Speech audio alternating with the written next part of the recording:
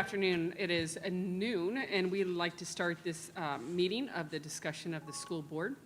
It is October 12th, 2021, and we are located in the Joe N. Idolette Junior Teacher Education Center. And at this time, I'd like to call the meeting to order. Okay. I'd like to recognize Dr. Jones for her 2 items that she has on the discussion. Dr. Jones. Thank you, Ms. Berenborg.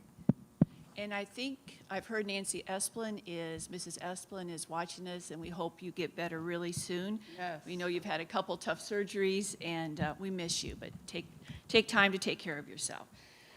I asked Dr. Moore to put this on our discussion item a while back. I think most of you realize that 10 years ago, Moonshot Community Action Network began, and it was really in collaboration with the school district, Dr. Fran Adams.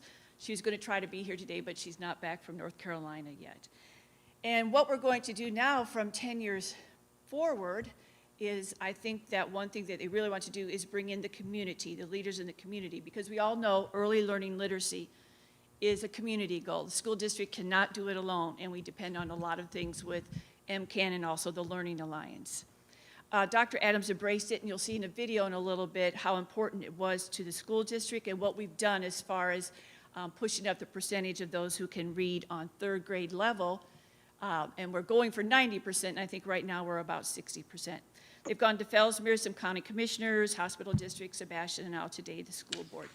And this is basically leading up to the proclamation at our school board meeting on October 26th, saying that we will be part of this awareness, and it's very, very important to us. And as I said before, and I've been part of this because I'm on Bold Idea 4 with attendance, what they're doing is working for our community and working for our school district, and what I see as a real community partnership. So before I introduce Ms. O'Brien, I just wanted to see if Dr. Moore would like to add a few words before she speaks to us. Thank you, through the chair. In researching, the best place to be a superintendent, community partnerships was always at the top of the list, and I think no other place like Indian River County models what that should look like. So it was a key area of consideration for me, as well as a proud moment to see the partnerships and how we have really worked to leverage these community partnerships in order to maximize outcomes for children. So as we continue to strengthen and build these relationships, it is crucial for our success. And as you said it, Doc Jones, it's not a school system standing in isolation. It is in support and interwoven across the entire community. And we have the opportunity to highlight across the nation how partnerships really allow a school district to be successful. And a successful school district ultimately is the success of children. So it is a great item to bring forward that highlights the great work that's being done. Thank you. Thank you, Dr. Moore. At this time, I'd like to introduce Marie O'Brien. She is the Director of Moonshot Outreach, Marketing for Moonshot MCAN, again, which the school district is very much a part of. So thank you, Marie, for being here. Hi, everybody. Thanks Hello. for having me. I think most of you know about this, but just again to recap, Moonshot Community Action Network, MCAN, we refer to it as MCAN. I work for the Learning Alliance, and we are the managing partner of MCAN. So MCAN is this global, or not global yet, but it's a much larger movement, global within our community. We've got about 120 organizations that are actively participating in our events, about 50 people that meet monthly. And as Dr. Moore said, it's really this partnership. When we started this a little over 10 years ago, the Campaign for Grade Level Reading was also starting. And one of the things they've always applauded us for is the marriage between our school board and our community working together. So I think it's really what makes a difference and makes it stand out. So one of the things, I appreciate the opportunity to be here because what we want to talk about is we're bringing back in a new way a campaign that we did about 10 years ago. The campaign's called The Faces of Early Literacy, Today's Readers Are Tomorrow's Leaders. And if a picture's worth 1,000 words, a video is probably worth 10,000. So we have a short video. This is actually footage from when we did this a decade ago. But I think this will really help to show any of you who weren't here, what this project's all about. I believe that this nation should commit itself to achieving the goal before this decade is out of landing a man on the moon and returning him safely to the earth. 15 seconds. Guidance is internal. 12, 11, 10, 9. Ignition sequence start. 6, 5, 4, 3, 2, 1, 0. All engine running. We have a liftoff. Liftoff on Apollo 11. Help me read. It changes who we become. Teaching a child how to read changes who we become. It changes me as an educator because I'm setting the foundational skill for success. It changes you as a community member because we know that high literacy rates in a community bring prosperity. I think really the thought now that the spread of the 90% literacy goal out into the community really is a return to the thought that it does truly indeed take a village to raise a child. Learn to read. Read to learn. Most of all, it changes the child and who they can become. I hope you'll join us in this Moonshot moment. This is my moonshot moment.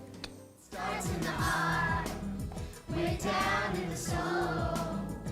That's the only place the seeds of love can grow. Then you realize that we're not that far apart.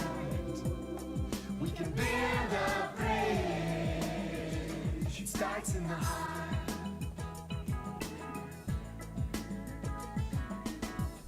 It starts in the heart, way down in the soul. That's the only place the seeds of love can grow. Then you realize that we're not that far apart. We can build a bridge, build a bridge, build a bridge. It starts in the heart, way down in the soul. It starts in the heart, way down in the soul. It starts in the heart. That's one small step for man, one giant leap for mankind. I couldn't hear the video when I was on Teams last time either.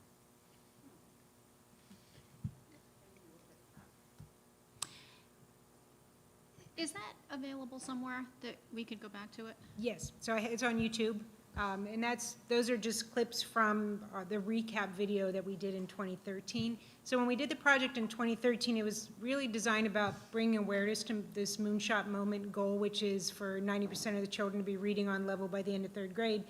That was new to the community. Now, those are all of the kids, too, from Indian River County, so those are some graduated and high school kids now. If you go to the next, I guess I can do that too, right? So this is the only page that, Can I? like, I can go here. Thank you. It's fine. Come on. It's loaded. It's just the SDIRC.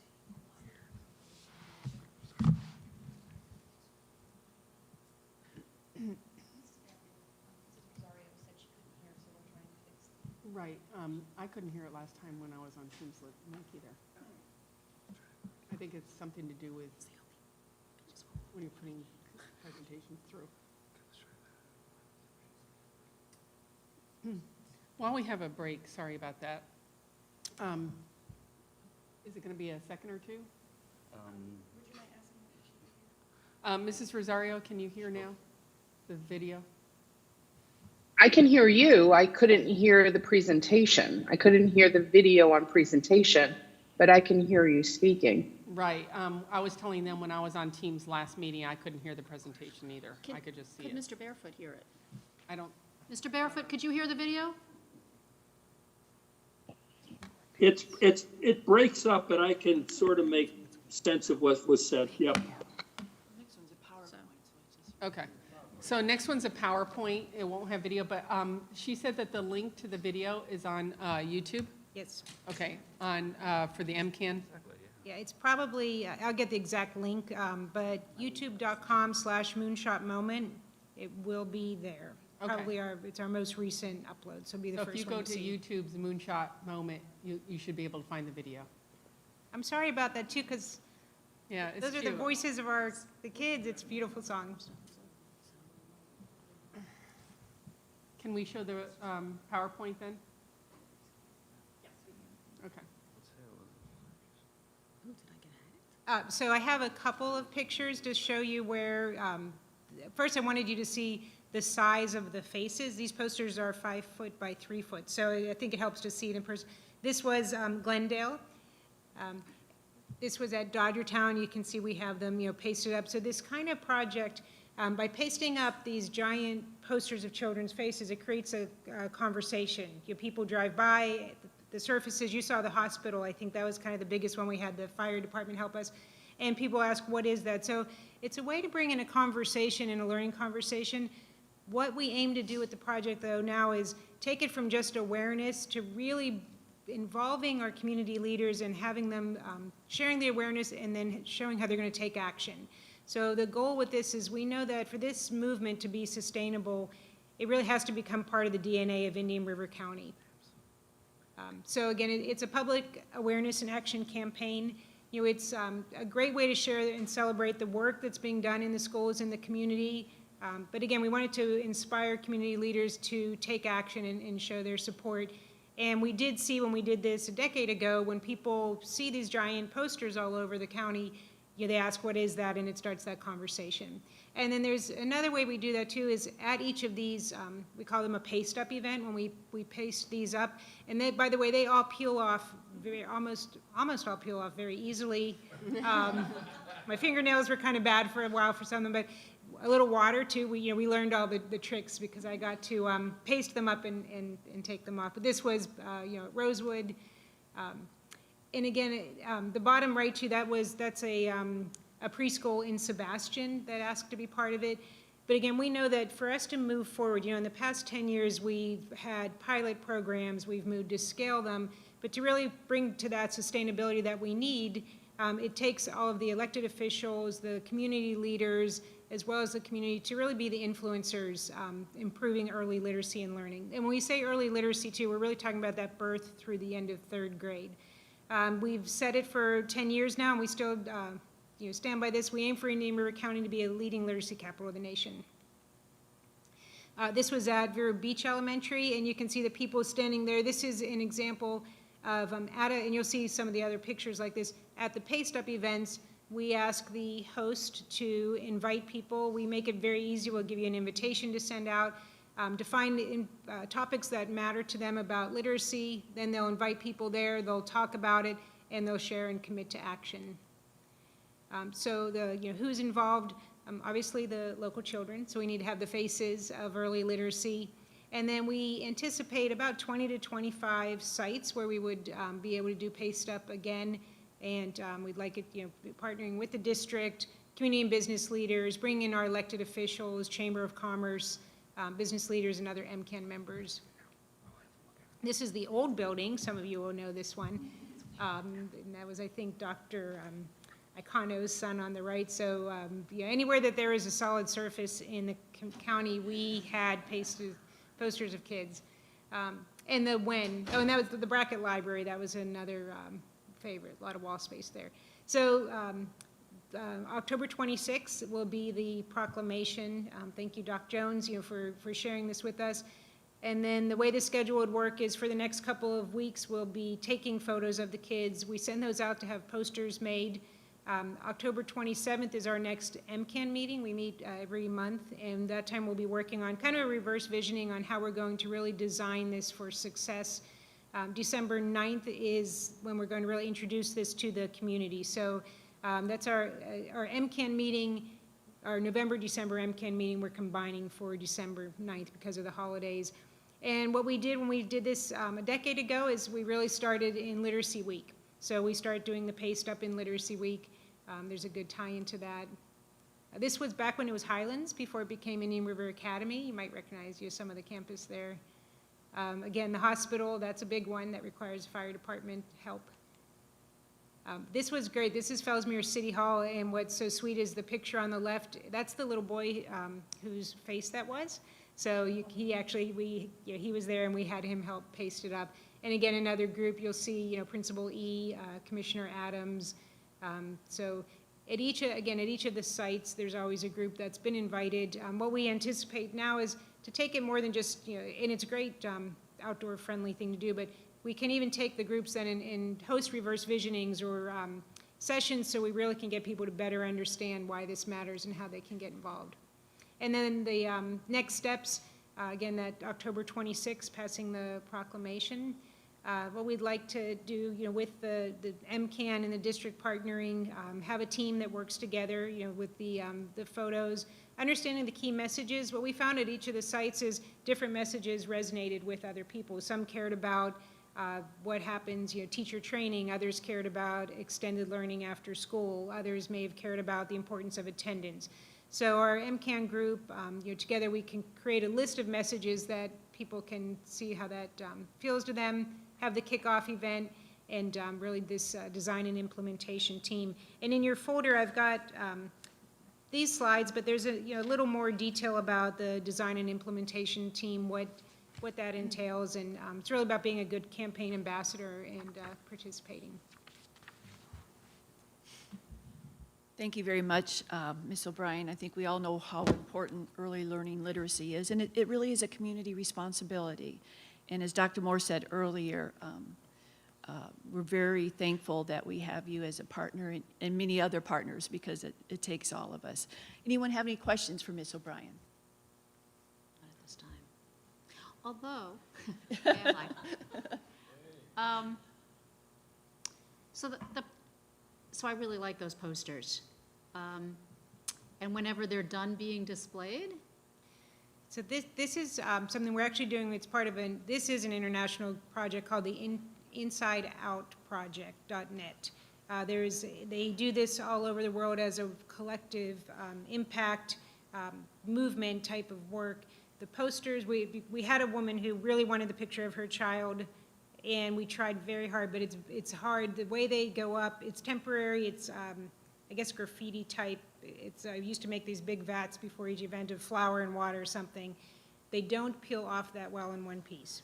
We will try, but they do. But they're up now around the schools and the schools that you. So that was from 10 years ago. Sorry. And the goal is they would be. So we had, there was one back when the Press Journal was here, they partnered with us as well. And the very first one we did, I don't know if anyone recognized, but it's the old Press Journal building. If you're new here, you won't know, but it's on US 1, kind of just, you know, so north of 16th Street. Yeah, so anywhere that we had surfaces, we were really trying to encourage people to allow us to do paste ups. We called it a temporary art installation, and that was kind of a way you're able to do that without having to get any kind of, you know, necessary permissions. But now that everyone has seen it and seen they don't do damage to the buildings, again, they come off with, you know, water and a hose is really good, or just some fingernails. You know? Thank you.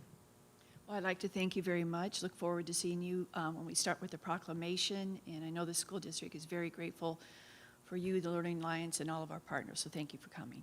Thanks for all the great work you guys are doing. Thank you. Thank you for coming.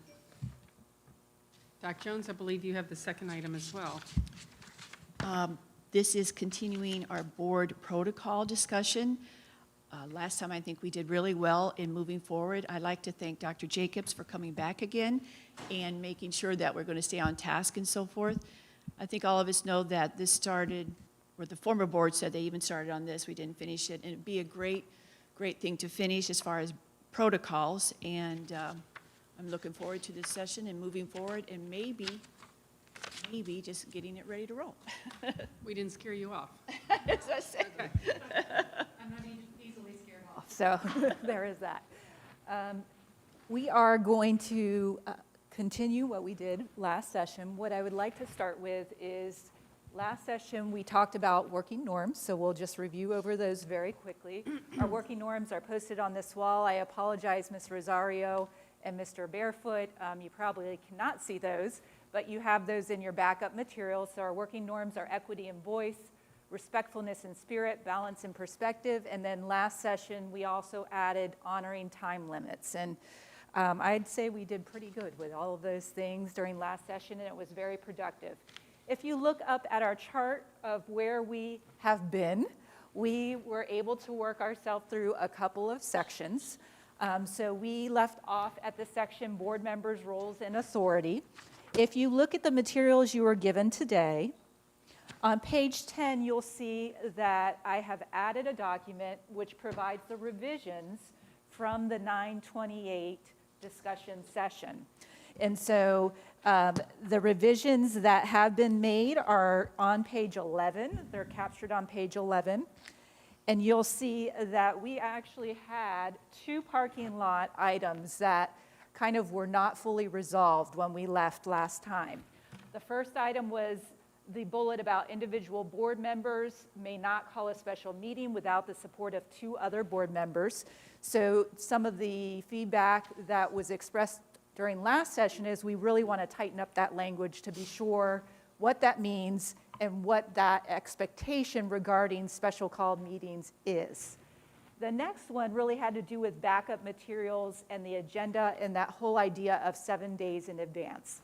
And so what I'm going to propose is that we first talk about this first bullet, and then we're going to table the backup materials agenda items because that actually appears about 5 different times when I look through the protocols. So as it comes around in the next cycle, that's when we'll address that particular item so that we can make sure we're aligning it in all sections and see where maybe it's redundant. So similar to last session, we are going to use our protocol for protocols. What I'll be doing is going through each bullet and then providing each board member's feedback that was shared prior to the 9/28 workshop. And then we'll go around in round robin fashion, provide feedback, look if, after that feedback, if we can get to some consensus on those bulleted items, okay? All right, so for our first bullet, we're gonna see if we can get this one crossed off our list. Individual board members may not call a special meeting without the support of 2 other board members. So there were some questions about how can we tighten up that language. So I first wanted to, I called actually Ms. DeGresta to find out a little bit about what her recommendations would be as far as language, if we could get that a little bit more clarified. So Ms. DeGresta, could you share a little bit about your recommendations? Absolutely, thank you. And this concept is already addressed in statute, right? So we know that there's a statutory provision which allows for the chairman to call a special meeting, the superintendent through the chairman to call a special meeting, and then other board members as long as a majority of the other board members. So for you, that would be 3, as long as 3 other board members all wish to call a special meeting.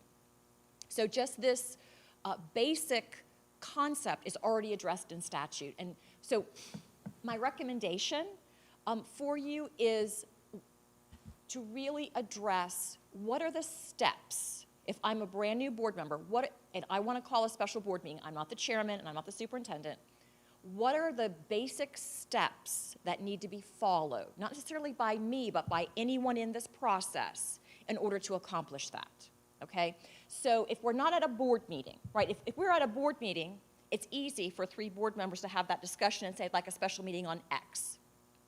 We're not at a board meeting. So it's going to require coordination through your executive assistant.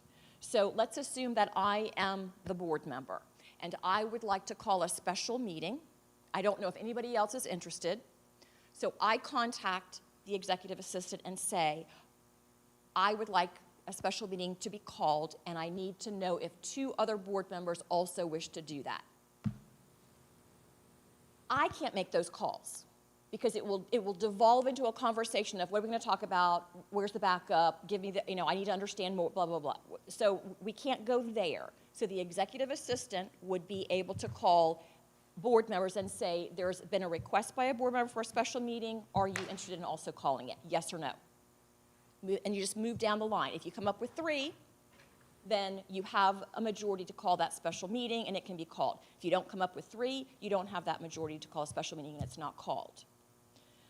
That would allow just like bullet points of step 1, step 2, step 3, step 4, step 5, as opposed to just a basic statement that says you can't call unless there are 3. What are my steps that I need to do? And what's the script that the executive assistant is going to use? So that would be my recommendation, to really get at the nitty-gritty, in the weeds of how do we do this, as opposed to just a statement like that. That's my recommendation. So we'll start with Ms. Berenborg, since Yeah, you're sharing today. Thank you, because that has happened, and it happened to us early on when we were first board members. One thing I would like to maybe add to that you said, I think it needs to be very clear, it needs to be step by step, and it needs to be who does what. But the other thing is, why are we having the meeting? So that was the problem that we had is, I want to call a meeting. Okay, about what? Because I may not want to meet about something if it's not something I'm prepared to meet about. If it's something I really want to talk about, then yes, I would like to talk about it. So I think that it needs to be at least why or what is it that we want to discuss at this meeting? So the general topic. Yes. I want to talk about dress code. Right. Or I want to talk about X. Right. It needs to be something. So the general topic. Right. Otherwise, the person getting the phone call has no idea what it is that's going to come up. Do you all agree on that? Yes. Yeah, I want to add to it, actually. Yeah. Dr. Shield? Yes, I completely agree. And you mentioned what was my primary concern, where there was some dispute last time, and I think it fits here as well, which is not only is there a script for the executive assistant on what to say when calling other board members, there may be a script for board members to say to the executive assistant, I would like to call a meeting on X day, or whatever it is, so that it's clear what it is when you want to have it. Board members can follow a script, it's pretty easy. The executive assistant can have that in front of her and can remind board members. But I agree, there must be a script for the executive assistant, because that was one of the areas that there was miscommunication last time, and we want to avoid that in the future. But yes, I agree with what Ms. DeGresta articulated as the process for this. Yeah, we need some details. Okay. Ms. Rosario, I'm going to go up around clockwise. Hi, thank you. Yeah, I would just recommend that we stick with language that's in statute. We don't need to complicate this matter, but I do agree that there does need to be some kind of outline. If we say script and our executive assistant somehow or another goes off script because conversations are very fluid, I don't want to tie her or anyone in the future to that script. You can't go outside of, the sentence in any other way. So I want to be able to have some flexibility there for the conversation to be fluid, but maybe a guideline within that conversation, maybe not scripted. But I want to add to this what other board members what I have not heard thus far. When we had this issue before, it wasn't so much why the meeting was being called, because I understood why the meeting was being called. It was that the person calling the meeting told the executive assistant not to tell us who was calling the meeting. So that was, in my experience, the biggest concern, because as I'm being addressed and asked, will you attend this special meeting? The question on my part was, well, who's calling it and why? So I received the why, but I was told by the executive assistant, I was told not to tell you who. And that was a big concern. So just to be completely transparent in this process, if we would be clear that if anyone is calling a meeting, then everything has to be out in the open and completely transparent. Who is calling the meeting and why? Right. And then we'll certainly be able to get, the other two board members, at least the minimum, to serve or to attend in alignment with the statute. So I just want to make that clear and make sure that we have the who and the why. So just for our purposes and clarification as we draft these, Ms. DeGresta, are we able to say who is calling the special meeting?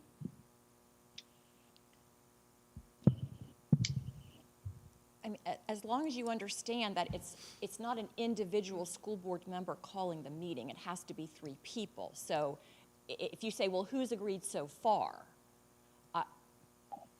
I'm concerned that it's now no longer just the issue of whether you're willing to attend a meeting on the general topic of X. But now it's, well, I might come if board member A is asking it to be called, but I may not come if board member B is asking for it to be called. I mean, that's what I'm feeling from this issue. It's really not an issue. It's really not an issue. It is in complete transparency. Mrs. Rosario would like to call a special meeting to talk about apples. Would you be willing to accept that invitation? But it's not Mrs. Rosario's meeting. I mean, however the protocol would be for that conversation to go, the special meeting is being initiated by someone. Whomever that special meeting is being initiated by, it should be transparent. Okay. So we hear that piece of feedback. I think Dr. Schiff has something to add. Yeah, I think we're confusing. I hear all of the above, and we're confusing 2 things. One, which is, and again, where we got into trouble last time. One issue is, are you willing to also call this meeting? That's different from, are you willing and available to attend this meeting? And that's one of the places we got into trouble the last time, because some people heard it as, are you willing to call this? And other people heard it, however, I don't know what Mrs. Esplin said on individual calls, I wasn't there, but some people heard, are you available to attend? Which got translated into calling the meeting itself. Those are 2 completely separate issues. So I hear that, and that's, I think, part of that guided script or guided conversation piece may address some of that, is because those are 2 very different questions. If you already think the meeting's been called, and are you available versus are you willing to support this meeting being called? Correct. Okay, I hear that. Mr. Barefoot, any feedback? I don't have anything further to add, but I obviously wasn't involved the last time when this came up. The potential problem, I guess, if the person calling the meeting along with the topic, if a board member or 2 are interested in the topic, but maybe not in the person calling the meeting for whatever reason, because that person's controversial, or you have some idea of what position that person, then maybe you say no. I'm not willing to support the meeting based on the person, but I think Mrs. Rosario is right. I mean, I'd like to know who's calling the meeting and what the topic is. I don't see what the problem is, but I'm happy to go either way. But I think there's some merit to that. All right, thank you for that. Dr. Jones? Oh, the main thing I would want to know is what is the topic? As to who's calling it, that's not a priority for me. I just want to know what the topic is. And I don't ever want to put our executive assistant in the middle of this. So whatever we deem necessary for what she needs to say, I just think we should, stick with the general topics. I mean, there should be no hidden agendas. And what's the meeting about? And are you going to attend? Okay. And May I? Dr. Schiff, yeah. Because this was one of the areas that we got into trouble last time, was when the executive assistant was asked who's calling the meeting. She replied, I was told not to tell you that, which put her exactly in the middle, right? So there's either a decision we can or we can't, we will or we won't, so that our executive assistant is simply following protocol but is not put in the middle of a conversation, which she was last time, and it was unpleasant and unfair to her. So however we make the decision, if the executive assistant cannot be put in the position of, if we decide that we do not say who's calling it, and then she says, I can't say, because that's in the protocol, we have to honor that. If we give license to saying who's calling the meeting, and she can say that, again, whatever it is, there has to be clear protocol for her, and she has to be held harmless in any of it. Ms. Berenborg, I don't think I've heard from you about who is calling and how you feel about that. Yeah, I don't have a problem with it, but I think if we're putting this in a protocol, and we need to think outside our box, and we need to think in the future, to be fair to other board members. You know, politics sometimes are at play, like it or not. And if that's the case, that might happen in the future. And I don't think it's fair to a board member to not be able to have a meeting that they want to have because politics are at play. And I don't think it's fair to a board member to go along with a meeting if they think politics are at play. So I think to keep politics out of it, maybe not say, just say a board member has asked to call a meeting. Would you like to also call the meeting? And then you know that you're part of that call. In other words, you're one of the 3 people that are going to be on the call to call the special meeting. I'm not talking about us. I have no problem with any of you wanting to call a special meeting, but I also think that if we're putting this in protocol, we need to think outside of us. We need to think of the future. All right, so I've heard 2 suggestions on this. I think the other, yes, Mr. Gresta. And as you were talking, my mind was starting to remember, we actually added something to your policy 0165, your policy regarding meetings. And it says that after the general statement like that, as far as a majority of the members of the board can call a special meeting, it says, in the event a special meeting is called, the agenda for such a meeting shall include a statement of who called the meeting. So the agenda would then list the individuals, the 3 board members, or if it's at the call of the superintendent, it would list the superintendent's name, or if it's called the chair, it would list the chairman's name as to who called the special meeting. And now that you bring that up, that reminds me of why I think Mrs. Rosario and myself were upset at that meeting, because we didn't realize we had called the meeting. Because we had gotten the call saying, were you willing to attend a meeting? And then we got there and all of a sudden our names were on there that we called the meeting. So we're like, what do you mean I called the meeting? I was asked if I could come. So that needs to be very clear in how we set this up. And that also became then an issue of legality. Right. And whether or not the meeting was legally called because of the lack of specificity of who called it and the miscommunication about what board members were being asked. That needs to be clear. I don't have a problem with the person being named. Okay. And I'm thinking this through. And Mrs. Berenborg alluded to this. And I'm thinking back to when it happened the last time. Knowing the person who called the meeting, you knew what was the intent of that meeting. As a board member, my willingness to support the intent of the meeting did have something to do with how I answered the question, are you available? Or will you come? Or whatever it was I was asked. And took some real thinking about. So I'm honestly really torn on this. Because the last time it happened, there was an intent and an agenda about how that meeting was going to go. And I think, well, I'm a little torn between I agree with focusing it on the issue. The issue is what's significant. But in that particular case, when we had the meeting was also significant. And the issue, because of an artificial deadline externally imposed, a board member wanted to have the meeting at a particular time. It was really complicated at the time. And so I'm not, I feel like this needs some Legalese? something. I don't, because it really was, we were asked to call a meeting based on a deadline we may or may not have thought was significant or important. We found out during and after the meeting why that deadline was imposed. It was not something I would have honored. Anyway, but we don't always know that when the meetings, there are so many factors to this that we don't necessarily know. Can I offer another alternative? Please. your protocol can simply say if a board member wishes a special meeting to be called, they have to ask for it at a board meeting. But we may not know it then, like the last time we didn't know it.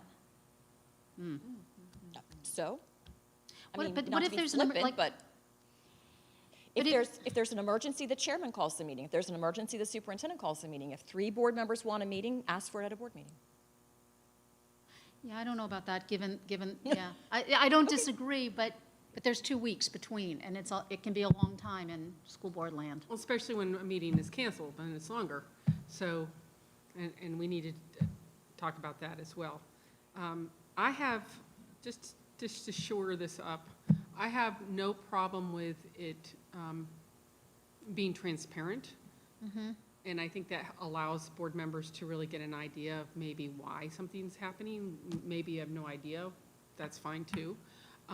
But I just don't want a board member to be put in a pickle, or the secretary to be put in a pickle, which was what happened last time.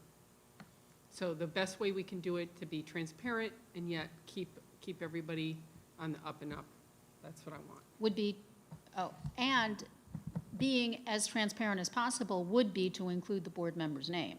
Yes and no, and I'll tell you why. Because if you include the board member's name, then you go, okay, well, that person wants a meeting, so I'd be the second, or I'd be the third. So it depends on me whether or not the meeting's called. You see what I'm saying? True. So I think that we should keep names out of it. And that way it's About the issue.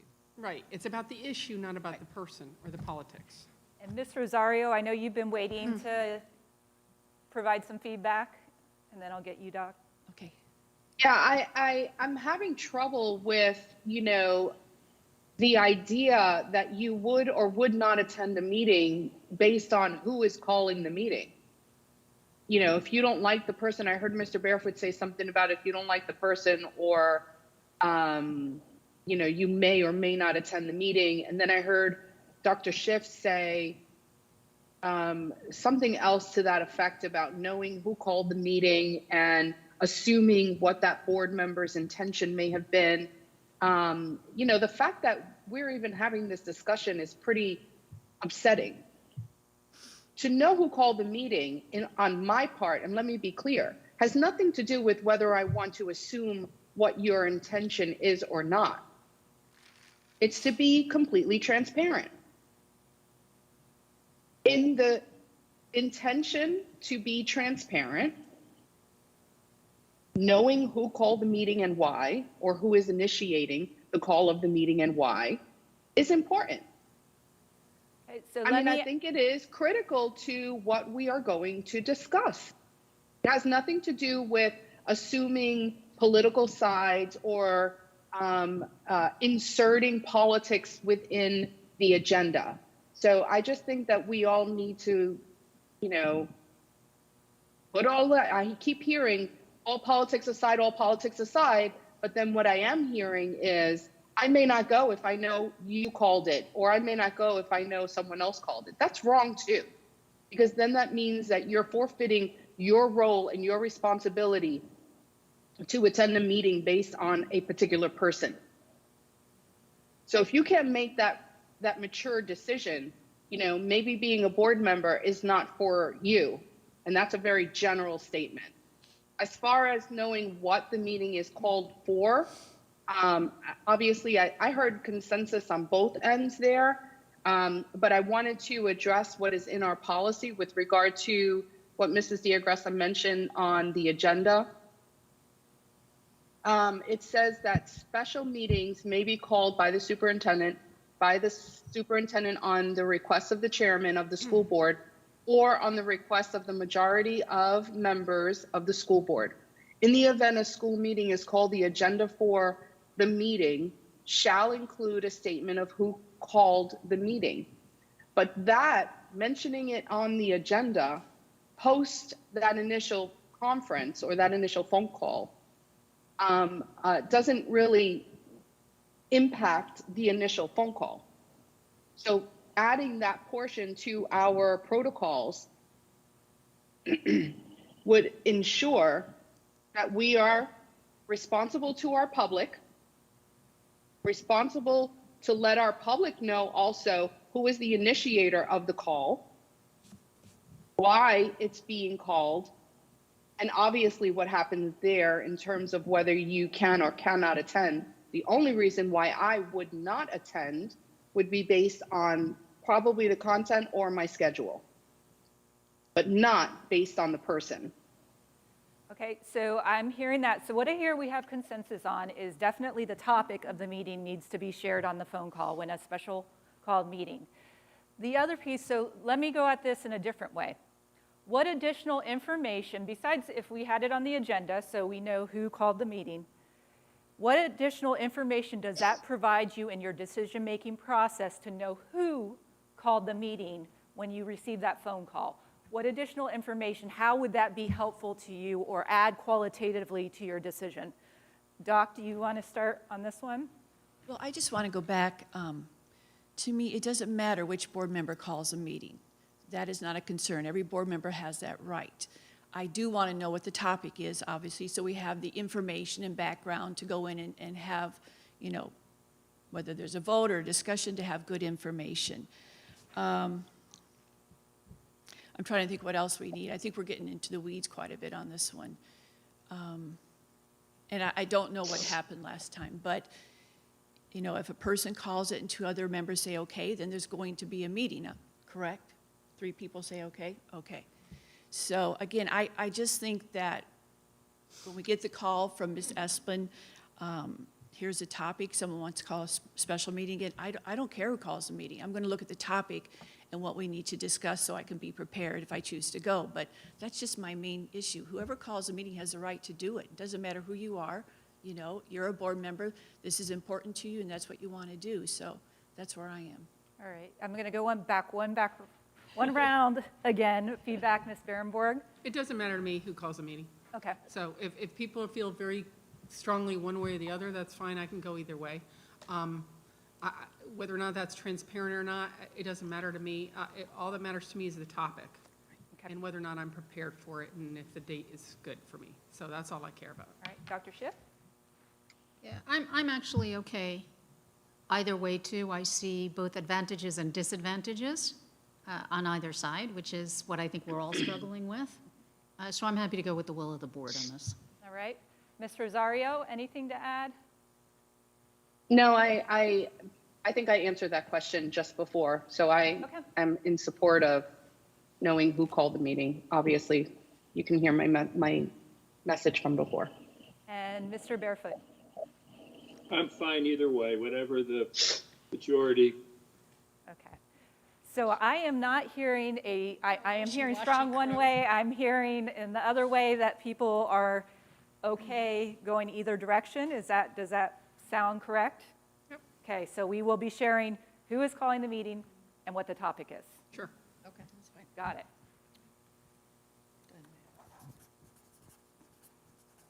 So since the rest of that language is relatively straightforward, might I suggest that I work with Suzanne on drafting just some simple procedures up and including all the feedback that you all had as far as the topic, who, and then the process that will be utilized. Yep. Ms. Rosario, Mr. Barefoot, is that okay with you all? Yes, absolutely. Will you be able to share that with us? Yes, ma'am, I will. Okay. Thank you. All right, we're done with that one. So now we're headed to the superintendent, and I've got it covered up, roles and authority. So on here, there's just some minor terms. I think we'll be able to move through some of this relatively fast. So the first bullet is the superintendent is the chief executive officer of the school district of Indian River County and implements the policies adopted by the school board. The superintendent manages, supervises, and evaluates the day-to-day operations of the school district. Dr. Schiff had some comments on this particular bullet. She asked about chief executive officer, should it instead be chief administrative officer? Policy, should that be procedures, policy, protocols, and policies? And then policies adopted by the school board as directed by ? So Dr. Schiff, we're going to start with you. You're next in line anyways. That works out well. How convenient. 12. And the only reason, I don't care if it's chief executive or chief administrative, Mostly, we refer to the superintendent's job as managing the as being the manager of the administration of the district. As an administrator, that's the only reason it came up for me. I don't really feel strongly. Anything that's noted here where I put a question mark is simply because it was a thought, it occurred to me. It doesn't mean I feel strongly about it, just to clarify. Implements the policies adopted by the school board. We adopt policies, but we also adopt other things, and whether or not we want to be as specific as possible in that language, question mark. And implements the policies adopted by the school board, but it's also, or is it as directed by the school board? When a policy is adopted, we direct the superintendent to follow those policies, or they are directed for the district. As people, I think, know about me at this point, I'm picky about language and to be as specific as possible, as clear, direct, and specific as possible in language. So that was the only reason those occurred to me, but I have no overwhelmingly strong feelings about them. Okay, thank you. Ms. Rosario?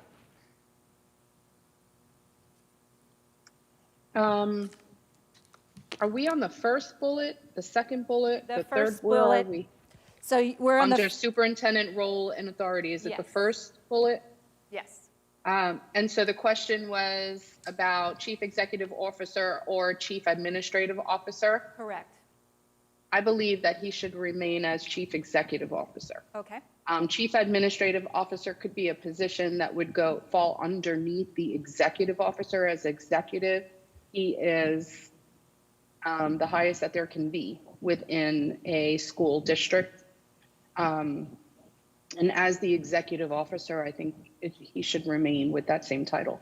all right, thank you. Mr. Barefoot? I don't see any reason to change any of the wording as presently. All right, thank you. Dr. Jones?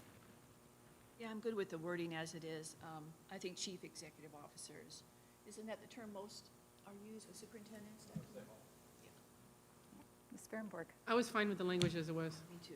All right. I don't, I think we're getting picky if we're picking apart policies and things like that. I understand your understanding words and all that, but I think policies generally understand that whatever happens at the school board meeting, he's going to take and direct it and do it. So I'm fine with it. And Dr. Jones, Yeah, did I'm you have fine with the something? language as it was. Yeah. Dr. Schiff, thoughts? As I said, they are questions, not declarative statements. All right, so we got that one done. So now to the second bullet, the superintendent provides leadership and to continually improve the educational experience of all students. We have no feedback, which means I think I can just check this off. Yay. Okay. The superintendent is a visible presence in the schools, offering support and encouragement to all faculty, staff, and students, students, and families. Dr. Schiff had offering support and encouragement.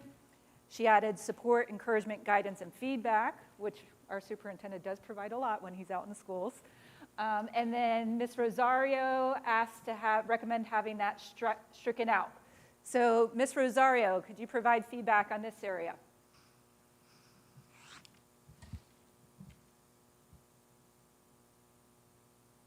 Let me come back to my notes here. It's been a while, and now I can't remember why I had it stricken, but I think it might be because it was repeated already. Someplace else, it might have been a repetition. It's possible in the original language, I noticed there was a section in there twice, copied through twice, so it's possible that's why you struck it out. Yeah, maybe that's what it was. Okay. All right. If you come back to any feedback you see, we'll come back to you, Mr. Barefoot. I have nothing to add, whether it's there or not. It's implicit. I don't know that it needs to be explicit. Either way, take it out, leave it in, doesn't matter to me. All right, Dr. Jones. Yeah, I'm fine with it as it is. All right, Ms. Fehrenborg. Me too. All right. Hang on, wait, whoa, you didn't come back to me. Oh, I didn't. I'm sorry. It was not intentional. Dr. Schiff. This one does not have a question mark on my comment. I think the superintendent does more than offer support and encouragement. I think his role is fundamentally also about guidance and feedback. And if we're going to be specific in this, he doesn't go out and say, rah, rah, great job, go team, when he goes to schools. His role is, he doesn't only say that. When he goes to schools as a visible present, his role is also to provide guidance and feedback. He's not simply there to encourage. He's there to observe for the purpose of understanding what's happening in schools to better do his job and to help them better do theirs. Okay, thank you. Dr. Jones. And I think, Dr. Schiff, that's a good point, but the bullet before provides leadership to continually improve the educational experience. I think that's what he does, what you were saying about giving feedback. And just remember, when I brought this template to the school board, I think in January or February of this year, I just took from different organizations, different state boards, made up a few on my own. And again, these, as Ms. Berryborg said earlier, the policies are pretty specific in our book. If you look at our policies and bylaws, and these protocols were just, you know, a guidance for new school board members and what we can do. And but I think continually improving the educational experience is something that he does every day. So I don't want to get too specific with everything on this. Okay. Can I make a suggestion? Those bullets can be combined, actually, into one. Provides leadership to continually improve the educational experience of all students by being a visible presence in schools, offering guidance, support, yada, yada. That's good. That's Okay. fine. You all okay with guidance and feedback added as well? Sure. Yep. Okay. Anybody opposed to it? Okay, I think we're in consensus here. All right. I will put a check mark then. And those will get combined. Yes, we will combine those. All right, the next bullet. The superintendent has the authority to recommend administrative and supervisory staffing decisions for board approval. Mr. Barefoot's comment, this needs to be more specific. For example, direct reports, but not lower level employees, except from a budgetary standpoint. Dr. Schiff, the superintendent recommends administrative and supervisory staff decisions for board approval, and Ms. Rosario had that one stricken out. Mr. Barefoot, feedback on this one? Well, a lot depends on what you mean by administrative and supervisory staffing, because that can go deep into the organization. And if he's the chief executive officer and we're holding responsible for managing the business of the district, I can see his direct reports being signed off on, but I don't think it's necessary or even frankly appropriate for us to opine on whether or not somebody below the level of direct reports. I mean, he can share the information. And when I said budgetary, obviously anything he does has got to fit within the budgetary constraints that the district has. But again, I just think direct reports is sufficient, and beyond that, he can let us know. But I don't think the school board should get into the details below direct reports in terms of approving or disapproving. All right, so now that I hear what you're saying, if you all can help me understand, when this was originally drafted, is this referring to the general personnel recommendations that are brought to the board, and then the board says it's on the consent agenda, I approve or not? Or is this mean something more that the superintendent directly recommends certain staff unilaterally? I was thinking it's when we have the superintendent personnel recommendations and superintendent approves and then the board looks to approve. That's what I was thinking. Okay, Ms. Newgrass. With that, because I wasn't exactly sure what we were getting at with this bullet point, but with that clarification, Dr. Jones, I think this bullet point is too limited. Okay. And Mr. Barefoot's comments are probably something done at the state agency level or at the college level, but for school boards, we have a specific statutory framework that we have to follow for personnel, and all employees must come from the superintendent as a recommendation to the school board for approval. Not only for hiring, but also for transfers. It's a statutory framework that probably dates back to the 60s, but we're still under it. So we still have to follow that process. So having this bullet point limited to administrative and supervisory is actually too narrow. It's got to be all personnel, which is required by statute. I mean, you have to put the statute stuff in there, but it needs to be broader. If that's the level of detail you want in your protocols, it needs to be broader because he's got to bring everybody to you. We have some board policies with regard to instructional personnel and non-instructional support personnel that can be hired on a temporary basis pending the next board meeting when the board approves them, but administrators must be brought to you for approval prior to them starting work. So we have some policies that give the superintendent a little time to get people working until the next board meeting, right. but those people still need to be brought to the board for approval. So would you just say recommend all personnel decisions for board approval and all personnel? Yes, but I guess my question is this really something that you need in a protocol? Probably not.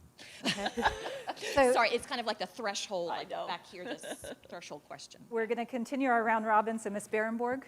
Well, I had wrote a note saying, ask the superintendent what he thinks. Superintendent, what do you think? Does it need to be in a protocol?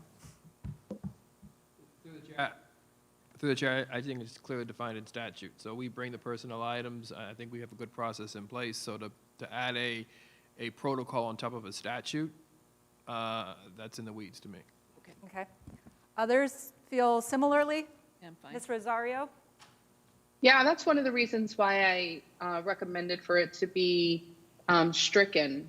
We have policy in place for that. We have the statutory framework. We also have that first bullet of his responsibilities, which actually very clearly says that he manages, supervises, and evaluates the day-to-day operations of the school district. So all of that falls within his jurisdiction to do that. I really struck quite a few items here under the category of superintendent role and authority because I think he falls under a different umbrella in terms of his work versus the work of the board. These protocols that we are drafting are supposed to guide the work of the board, not the superintendent's work. With regard to his role and responsibilities, I think within this guideline of these protocols, it should be very specific to the relationship, the work relationship between the board and the superintendent. Not that we should dig deep into his responsibilities, all of his responsibilities within these protocols. So that's one of the reasons why I struck it.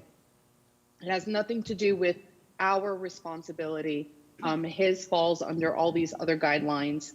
And clearly it is known that we approve the personnel that comes to us at our business meetings. So I'm good with it completely being off. Mr. Barefoot. Actually, I agree with Mr. Rosario. Less is more in this case. Get it out of there. All it does is confuse or complicate things. Keep it simple. If what his authorities are in the statute, we don't need to put it here. All right. So am I hearing consensus on striking that one out? Yes, ma'am. Yes. All right. Our next one is the superintendent builds respectful working relationships and partnerships with government bodies, community organizations, local businesses, nonprofits, and faith-based organizations. Mr. Barefoot, his comment was we need to discuss that the board has little, if any, role in the implementation of board policy. The superintendent must have the final say in policy implementation. Board input welcome, and it's only input. Dr. Schiff, the superintendent builds respectful working relationships and partners, and she added families and government bodies to the rest of the language that's there. And then Ms. Rosario struck that one. So I lost where I was. Mr. Barefoot, could you please start on this? Actually, I'd probably get rid of it too. Okay. This is what he ought to be doing. It should be in board protocols, as Mrs. Rosario mentioned earlier. This is part of his job, and it's not the role of the board to get involved in this. All So right. I'm all for getting rid of it. Dr. Jones? Yeah, I think that's fine. I think one of the reasons is superintendent role and authority, and they were in several board protocols I reviewed, is, the fact that he is a chief executive officer. And when he makes a recommendation, obviously the 5-person board either says yay or nay. So I just always want to keep that at the, in the front of what the board and superintendent relationship is. But striking that last one is fine, but it is something that he does on a regular basis. And what do you think on that, Dr. Moore? You're out there with local businesses, nonprofits, community. We've brought in the faith-based organizations at Vero Beach High School. Or do you think any of that should be in board protocols? I just wanted to make sure that, you're the chief executive officer, you make the recommendations. The board, 3-2 or 4-1 or 5-0 says okay or no. So, through the chair, very similar to what I felt in the prior one. Those are all responsibilities, all captured within one of the 5 areas of the district's strategic plans. That's my evaluation. That is the expectation. I think those areas all come to the board when we do that update 4 times a year. So I think we have it covered. So to have it, a second time becomes a little bit confusing or in the weeds. And I really see this as a driving document to guide the interactions, relationships, protocol, and process for the board members, ultimately to streamline and strengthen that process. So I see this more as a board protocol that governs, for lack of a better way of saying it, the relationships and protocol of the board members to ensure that we're being effective and efficient. Okay. So do you think that area should even be in there? I don't disagree with any of the information that is there, but I think it is redundant in being captured in the midst of this particular document. Ms. Berenborg?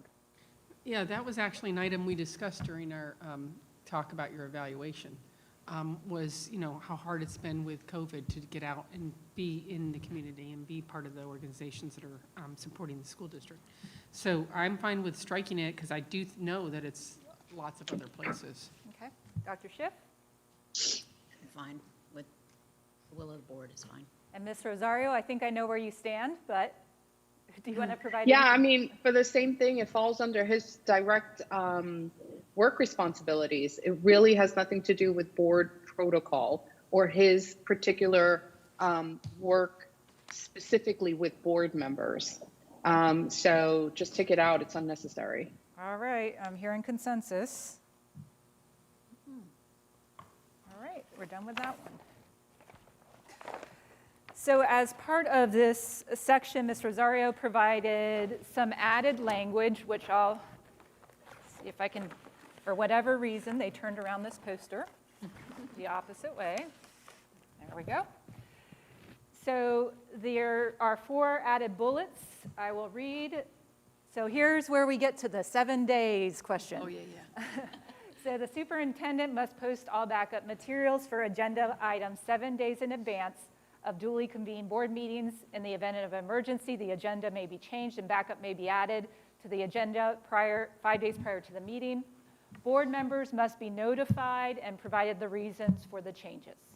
The second bullet, the superintendent, well, actually, let's talk about the first bullet Yeah, first. that one's gonna take a Okay, while. that's a big one. So, Ms. Rosario, I see you have some, you need to unmute. Sorry, I just want to add some clarification to this bullet. The rest were my additions completely, wholly. This was actually an edit from an original, I think from Dr. Jones' original bullet. Okay. So I just added some language to change what she originally had there. I think one was she had just the number 7 and I added the word 7 and I added parentheses around the number 7. So there were just some I guess, grammatical changes. So in whole, it originated from Dr. Jones. So I really didn't change much else. Just a few little things here and there in terms of structure. Okay, thank you for clarifying. And I want to point out in your document where this language all appears, okay? So on page 19, and some of them say board members, and some of them say superintendent, which I understand the distinction, but there's some implications when we talk about the timeline. So on page 19, Ms. Rosario has added that for board members on page 19 about adding agenda items and backup 7 days beforehand. And there's a number of things that I want to talk through with this. Yeah, that was under a different title, a Yes. different subject. It they- wasn't under superintendent role. Right, there, it appears, I'm going to go through chronologically where you see this language throughout the document. Page 21 is where we're at right now.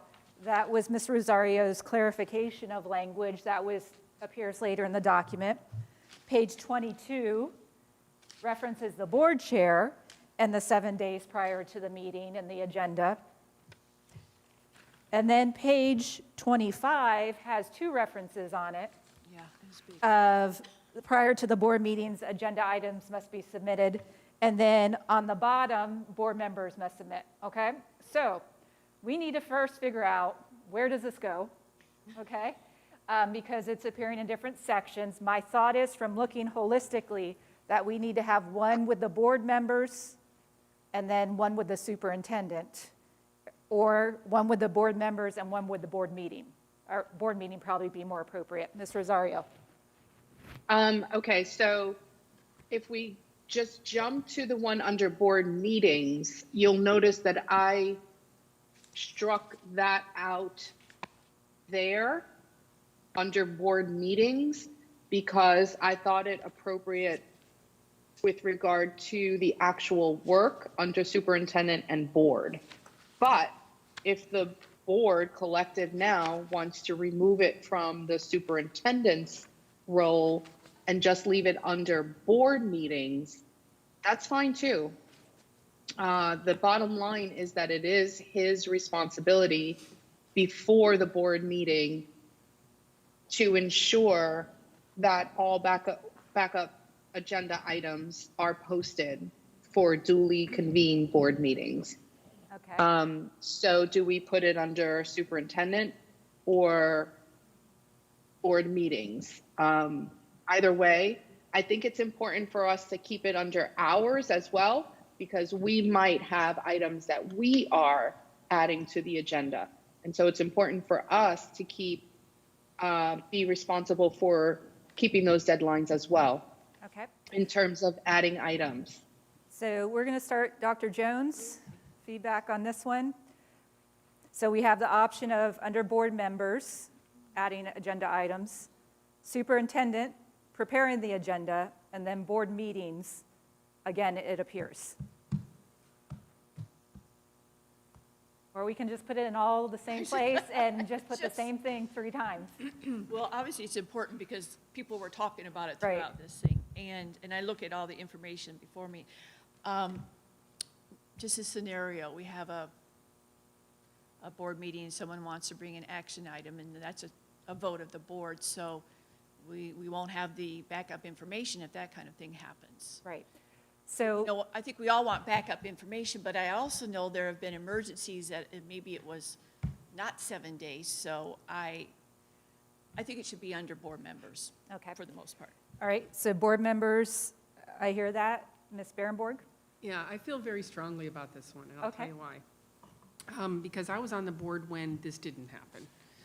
We were given stuff last second, and it was very frustrating. I appreciate being well prepared now, but I also know that we're putting this into our policy protocols so that in future, you may not be here, we may not be here, so, and they can adjust it how they want, but I do feel like it needs to stay that the superintendent provides us with backup materials at least 5 to 7 days prior to the meeting. Either one, I'm not sure which one matters, not to me, because I've learned when I was a first board member, I was an eager beaver and read everything on Tuesday as soon as it came out. And then I realized on Friday night, all of it changed. And then on Monday, all of a sudden, all these other changes were happening. And then I couldn't remember which thing I read last. So it got very frustrating. I think it needs to be a set day for the superintendent to put something on for us to see, unless it's an emergency. I can understand an emergency for anybody's side, for the superintendent's side or for ours. So I think that still asterisk emergency needs to be there, because there are times where something gets forgotten to be put on agenda. A personnel issue might happen during the week, it might happen on a Friday, and you might have to deal with it for the next board meeting, and then if we have this in place, he can't. All right. So I think we need to put that asterisk there. So, and I saw that asterisk and I saw it highlighted, so I looked into board policy, what's already written in there, because that certainly happens, and sometimes there are things and data that we need to update to provide board members with the most informed information for decisions. So policy 0165.1, after the agenda has been made available and published, there shall only be changes for good cause. And with that, I think there needs to be an addition to that, and that is, when we're sent that there's a change, it's not highlighted, it's not bolded, and we have to sit there and filter through all of it to find out where the change is. And even to this day, there have been some changes that have happened that I can't find directly. I have to call Nancy and ask her, where was the change made? So I think it needs to be very transparent where the change has been made. All right. Okay, wait, I'm not done. I'm sorry. That was only the superintendent's side. Okay. Board members, on the other hand, especially board members that can't call a meeting, the only time we can bring up something that is of interest to us is to put it on an agenda for, a discussion item, and sometimes it gets kicked down the road. And that's happened several times. So that, it does get frustrating as a board member sometimes when your item doesn't come up, your item doesn't come up, your item doesn't come up. And I have noticed that board members have brought things, and we have that in policy, that at the orders of the day, that's when you can add an item. And you may not have backup. You may want to add it as a discussion item. It's very rare that you add it as an action item, unless it's something emergency or pertinent to that week, like the masking or like other things that have been put on the agendas. So I think for board members, it's a little different than for the superintendent, because the superintendent meets with all of us, right? But we don't meet with each other. So the only time a board member can discuss anything with their other fellow board members is at a board meeting. So yes, it's wonderful to have backup and provide all that and put it on the agenda well in advance. The other thing is, what if there's an emergency, or what if? Or you've asked to put the item and asked to put the item, asked to put the item, and the item still doesn't get put on there. So it is frustrating, and I think a board member has the right to put an item on at the orders of the day. Okay. All right, heard that. Dr. Schiff? I agree, actually, with what Mrs. Barenborg was just saying, for all the reasons she was just saying it, so I'll agree with that. There are also reasons, it is true, as Mrs. Barenborg alluded to, we are now far better prepared than we were in the past. You used to, on Tuesday, the agenda would come out for the public, and that was the first time we would see it as well. So we would pour through it to know what was coming. That doesn't happen anymore. Sometimes things get added. Generally, if something gets added the following Friday, it's because it's either been in motion and isn't clear by the Tuesday, but still needs to go on the agenda, or it's a personnel issue, and there's some issue where where personnel or a staff member is actually being protected by not having their name out there sooner. So I don't disagree that there should be some flexibility in things that come up, that may come up, well, after the 7 days, but also sometimes the other piece is that sometimes we discuss something at workshop, which then winds up on the agenda that night, and documents have been presented one way, then we discuss them at workshop, and then they change. And then they're re-added or they're updated that evening. So I think we have to have some flexibility about this. I actually think we've done fairly well in the last however much time.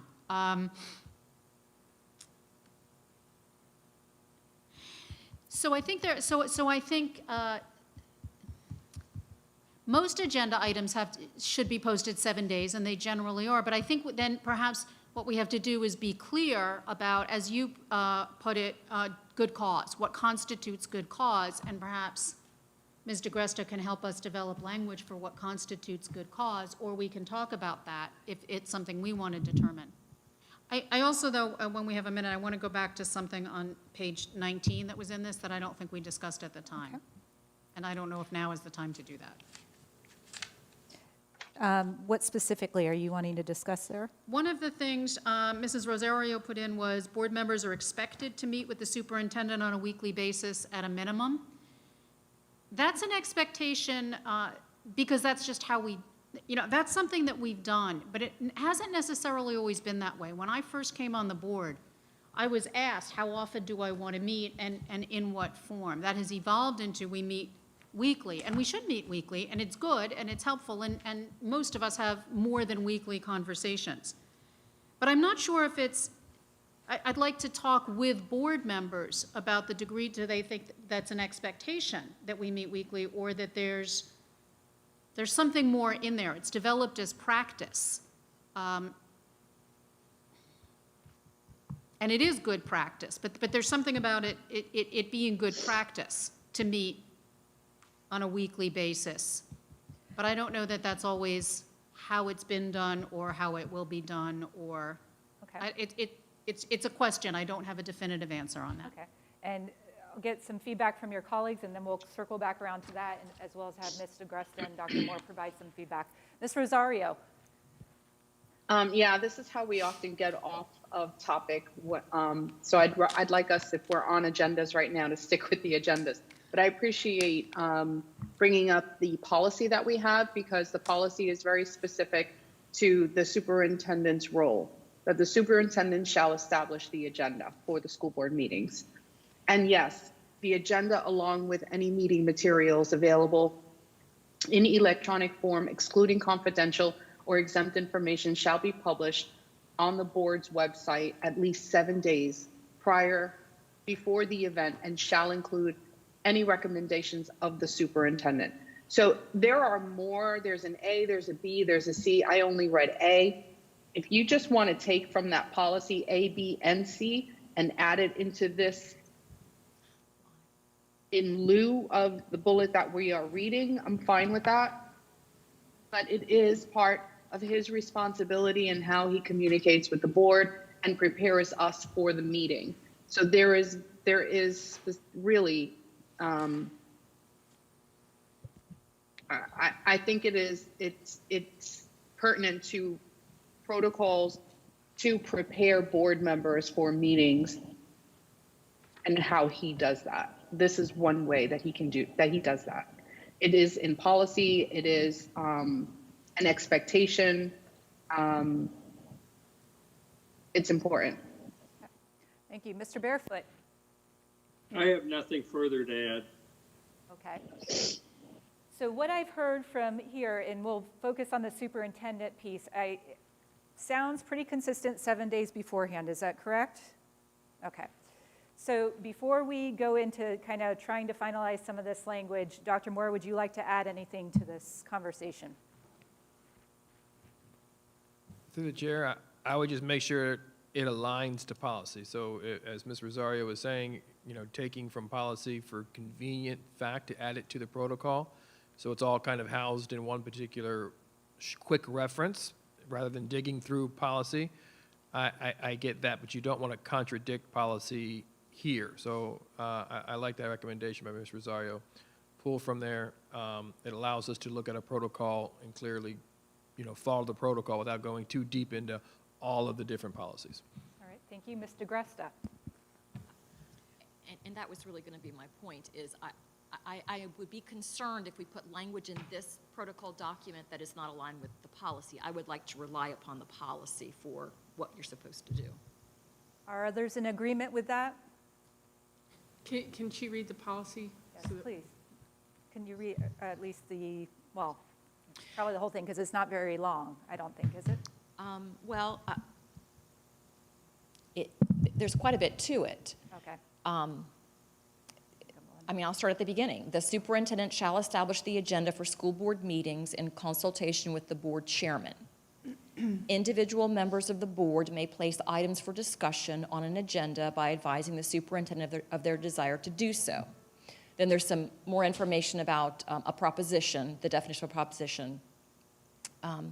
The agenda for regular board business meetings, hearings, and workshops shall be prepared in time to ensure that a copy of the agenda may be received at least 7 days before the event by any person in the state who requests a copy and who pays the cost.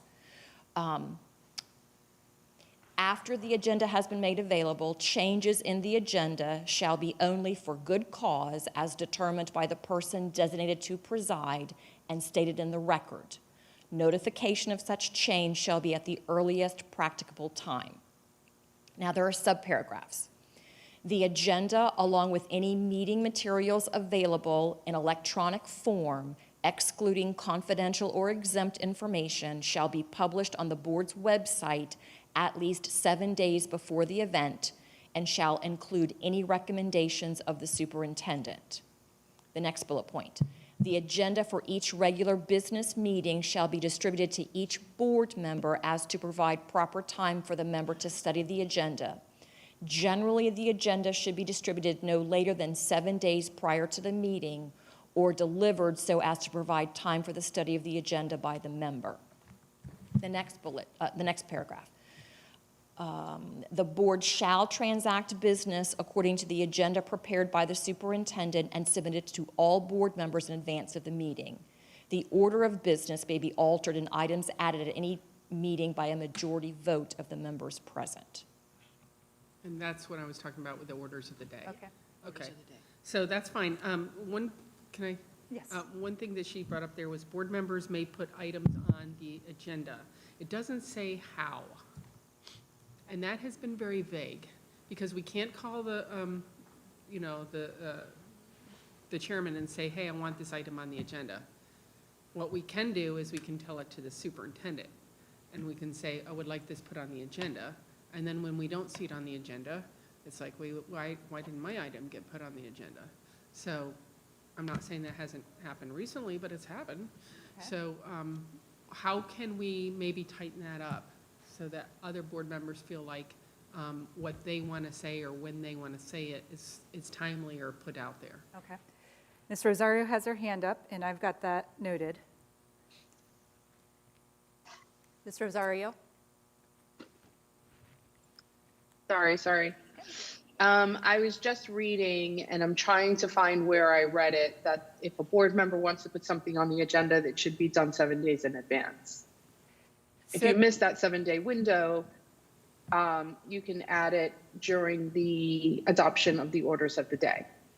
So that where it is exactly, I'm scanning now to find it, but it's either in this policy or in the meetings policy.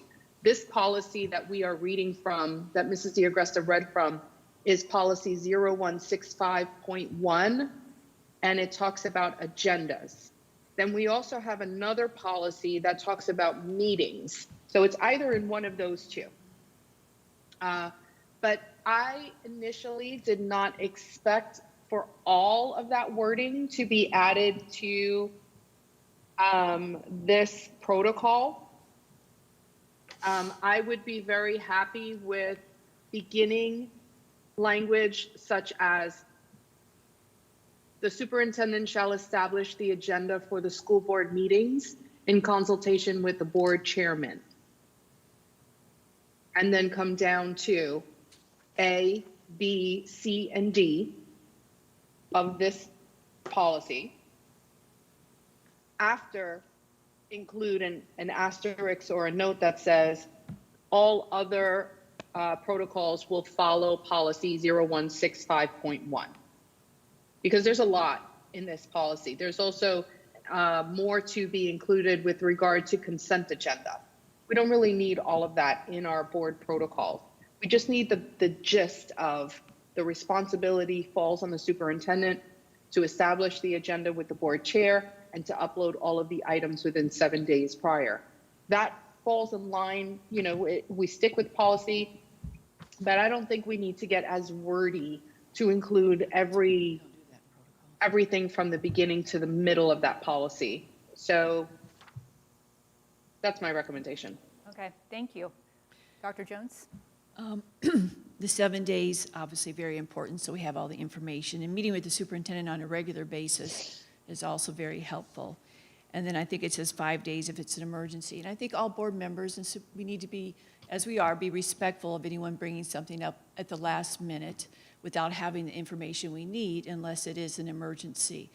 And I think it was during the adoption of the orders of the day, board members may add items that need to be brought forward, but they should be vetted with the superintendent. We don't, for any board member or superintendent or anyone speaking, we don't want to do a catch-22. You know, if something we want to bring up, we bring it up, we have all the information we need so the other board members can study it.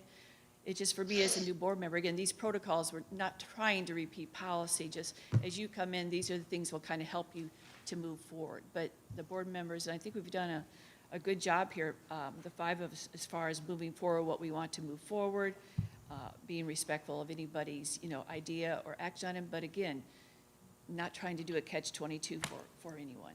Okay. Yeah, I like the fact that you said, for somebody that's a new board member, or something, looking at this and saying, okay, I want to bring an item up. How do I do it? I can flip to this. So if we have a bullet point in here about how the superintendent just does it according to more policy than protocol, just the superintendent follows policy in that he puts it on 7 days in advance with backup. And then under board meetings, I think it would go under board meetings, is how a board member can put a policy or put a item up to discuss or for action, or and are those the same or are they different? Because there's sometimes that you want to bring something up the night of just to discuss it. And then there's another thing that I don't want to vote on something if I don't have it and I haven't read it for a while and sat on it and thought about it and feel like I was forced to vote. Right. So I feel like those are a little different. They are different. They are different. So can we finalize this one and then we'll move over to the board member one, because I do feel like now I have a better sense of for the board member one. So what if on this language we added, the superintendent shall establish the agenda in consultation with the board chair. The superintendent must post all backup materials for items 7 days in advance of duly convened board meetings. And then we and we keep that. Board members must be notified, and then we add the A, B, and C that Ms. Rosario referenced from the policy. That's fine. That's fine. Does that sound okay? All right. So that one. Now to board members adding agenda items. I pulled this one since we're on it.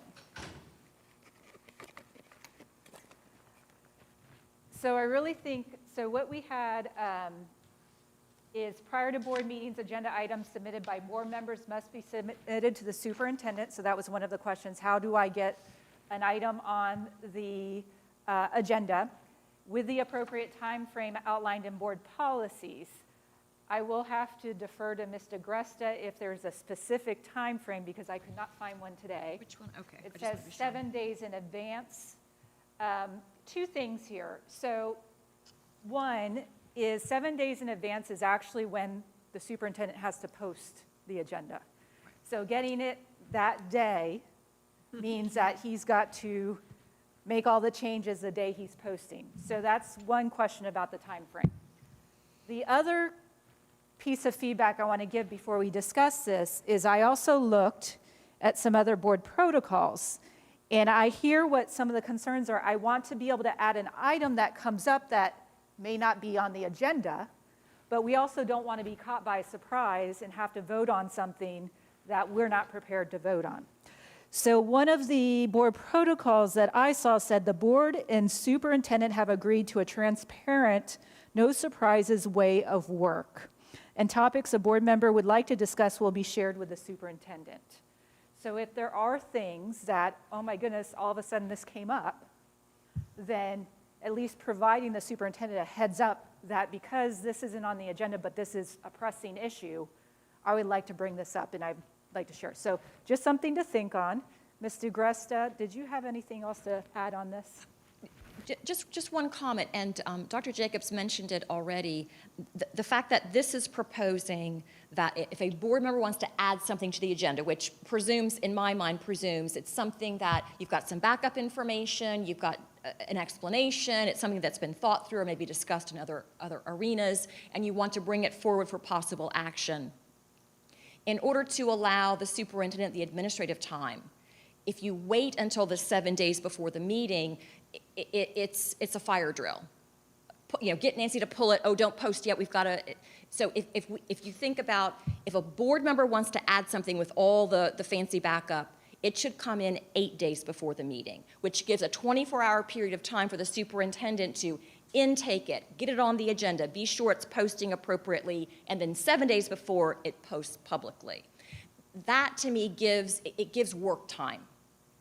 So if you want to think about, for a formal board member item, it should come in 8 days before the meeting to allow time for it to come onto the agenda and be posted in time for this 7 days in advance for everybody else.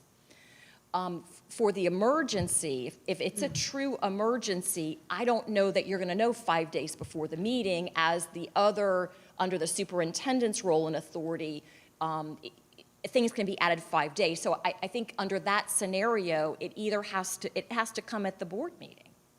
This is an emergency, it's got to be shoved on here immediately, no time for anyone to think. Or orders of the day, if you can get a second and a vote, affirmative vote, it goes on. Otherwise, it'll be on the next agenda. That's fine. So we'll start with Ms. Barrenborg for feedback. Yeah, I agree. I think that's appropriate and it's fair to all board members. 8 days in advance, it gives the superintendent 1 day to ingest it and figure out how he's going to deal with it, and then it goes on the board agenda. Dr. Schiff? It's fine. It's fine. Mr. Barefoot, you all switched sides on me, so now Mr. Barefoot's on the left and Ms. Rosario's on the right. Mr. Barefoot. I have nothing further to add. I think what's been said makes sense. Okay. Ms. Rosario? I'm okay with the 8 days. Okay. So we've got the 8 days nailed down. Yay. So addressing that question of adding those agenda items the day of or the meeting, is there any added language that would increase the level of comfort, or are you all comfortable with how we currently have this language now? We'll start with Dr. Schiff. Can you clarify for me, are we on the second bullet prior to board Yes, meetings? we're still on this second bullet. So part of the discussion that I heard was that board members would like to have, if there's an emergency, they have the ability, not would like to, they have the ability to add agenda items by bringing it forward. There's a vote whether we add it to the agenda. However, there could be a time where something was brought forward and people don't feel prepared for it. Is there any added language or expectations, such as the board and superintendent have agreed to a transparent way of work? Or is that not necessary? Is that just part of being a professional courtesy? Yeah, so a couple things. Again, I think we might be collapsing different scenarios. Okay. So there's a scenario where there's an emergency and we adopted the orders of the day. But there's a scenario where something comes up and we may know in advance, but it is appropriate to bring at the next board meeting. By adopting it at the orders of the day, we've lost some time when we could have provided board members with additional information. If we know by Thursday, say, something has happened, there's something we should talk about, and we want to add it by Friday, or we have documentation by Friday, this sounds like it precludes us from doing that. So that would be a concern, because we may be passing up an opportunity to prepare board members that would be a benefit to other board members to have the information, rather than simply having the issue brought up at the orders of the day. So that's one area for discussion. I hear that distinction now. Yeah. So that distinction, I'm wondering if some similar language could be added after the agenda has been made available, published. Board members may add items only for good cause. Which I'm fine with, because I do think that happens. Okay. And I wouldn't want to miss the opportunity to be better prepared for something because somehow a protocol prevented that from happening. Okay. Thoughts? Dr. Jones? For good cause is good, but again, we may have different definitions of good cause. I've seen it in many areas. I don't know, I just think we all have to do our best on giving the information to our board members as soon as we can. Because if I'm not ready to really make a vote on anything, then I'm not going to vote to even add it to the orders of the day. Okay. Ms. Barenborg? No, I agree. Okay. All right. You agree with what Dr. Jones said? Okay.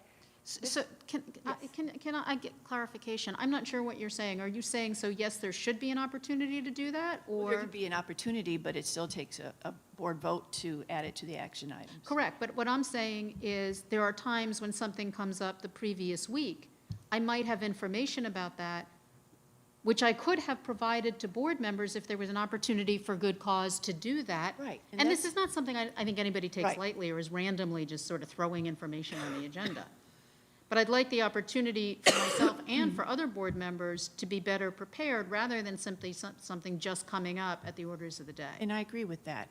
Just that when the orders of the day come up, if I don't have that information, then I'm going to Right, vote so against it. this is providing an opportunity to have that, which the 7 days would preclude unless there's an opportunity to say, or within 72 hours for good cause or whatever it is we're saying, and perhaps we delineate what good cause is, given that. Ms. DeGresta, do you have anything to add? So I want to talk to you on a timeline, okay? And we've had this discussion before. The superintendent owns the agenda until it's published, right? And so lots of stuff about consultation with the board chair. So he owns it and then it's published. At that moment, it belongs to the presiding officer, which for this school board is the chairman, okay? Once the agenda is published and it belongs to the presiding officer, revisions to that agenda may be made for good cause as determined by the presiding officer. That's the standard in the statute. So Mr. Barefoot may say to the superintendent, yes, you have good cause to revise something, I approve that revision, and the agenda is revised, okay? During that same period of time, what I'm hearing is if a board member wants to add something during that same period of time, it would be incumbent upon the chairman to say yes or no, good cause or no. If the chairman, the presiding officer says, yes, that's good cause to be added, then it would be added. But Dr. Jones said, I may not vote in favor during the orders of the day. But if the chairman has already ruled, has made that determination that there's good cause to add it, it's added. Yes. So at the orders of the day, the motion would be motion to remove these items that the chairman has added for good cause because there hasn't been time or there's no backup or whatever, So I want to be clear, the process that as we're talking through this, the process, what it looks like in the day of a life of a meeting, when you get to the orders of the day. If the chairman has made a determination of good cause, it's on the agenda. If the chairman says no, and we've had that happen a few times in prior years, if the chairman says no, it's not good cause, I won't allow it to be added, you still, as a board member, have the opportunity during the orders of the day to say, I want this added, to try to get a vote to make it happen. And then it either goes on or it doesn't after that vote. So I want to be clear that during your orders of the day, you may be now doing different motions to take things off as opposed to add them on. I understand that, Okay. and trust the chair if they believe it's good cause. I'm not going to argue that. And I didn't mean it to sound like that, but. No. Yeah, I just want to make sure, and I want to be respectful of all board members. If I would say this is emergency and I'd like it to be added, I would want to do my best to get the information to the board members. That's all. We all want to make these good decisions, and that's why we're here. So thank you, Mr. Gresser, for that. Understood. Mr. Barefoot? Nothing to add. Okay. Ms. Rosario? Can you just summarize where we are right now so that I know exactly what I'm commenting on? Yes, so we have said that on that second bullet for board meetings, what has been consensus that has been reached is that should be submitted and posted with the agenda 8 days in advance. Should be, actually, now that I'm reading it back, all backup material. So this is actually, when it's posted, what we're saying is that board members will request at least 8 days in advance. I'm sorry, what are we requesting? Okay, so prior to the board meeting, agenda items submitted by the board, they will submit those requests at least 8 days in advance. We're not requesting. If we want something put on the agenda, we're not requesting. According to our policy, the language says second submitted, sentence, so I misspoke. policy 0165.1, individual members of the board may place items for discussion on an agenda by advising the superintendent of their desire to do so. We're not asking, we're advising him. Understood. So the language that I read, I misspoke. So it says submitted to the board. What I was clarifying is that board members are submitting 8 days in advance to the superintendent, but the agenda is posted 7 days in advance. And that's for discussion, right? Discussion, 8 days in advance for. It could be an action item. So this can be, and Ms. DeGresta, is this either for discussion or business meetings, correct? As it is written? Oh, you're. According, I'm sorry, I'm gonna jump in there. According to our policy, this is the agenda for, this is regarding agendas for regular board meetings, hearings, and workshops. What is not listed in the agenda are discussion sessions.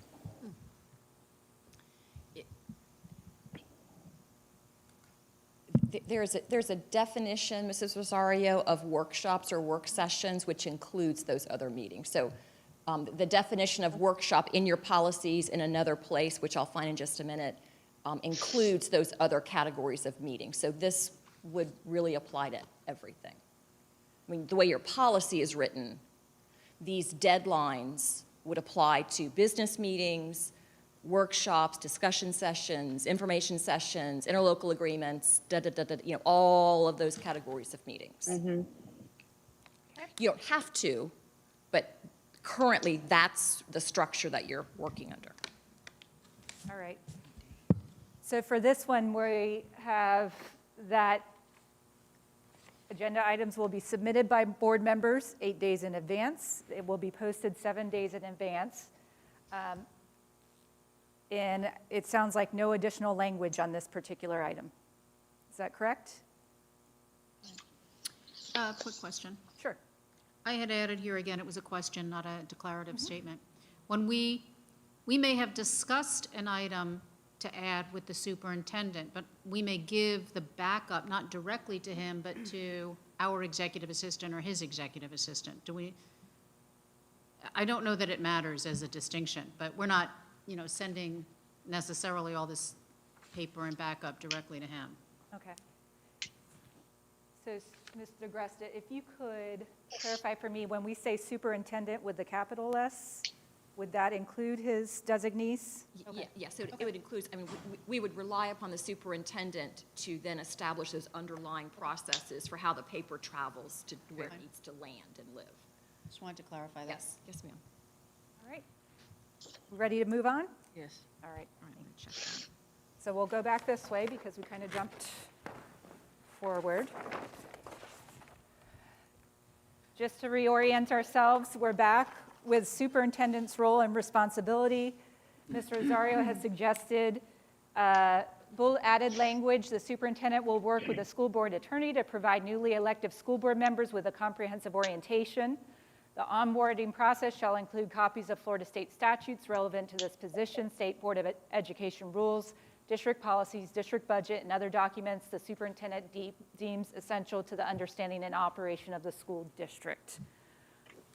We'll start and it's been a while. So, Ms. Rosario, why don't we start with you, and then we'll come back round robin. Thank you. I think this is one of the items that we have talked about previously at board discussion sessions, even at board meetings on occasion, with regard to the orientation and the onboarding process.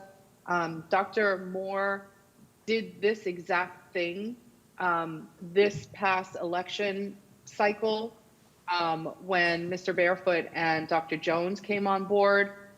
It's really not a departure from exactly what he did, working, I believe, hand in hand with the attorney on that onboarding process.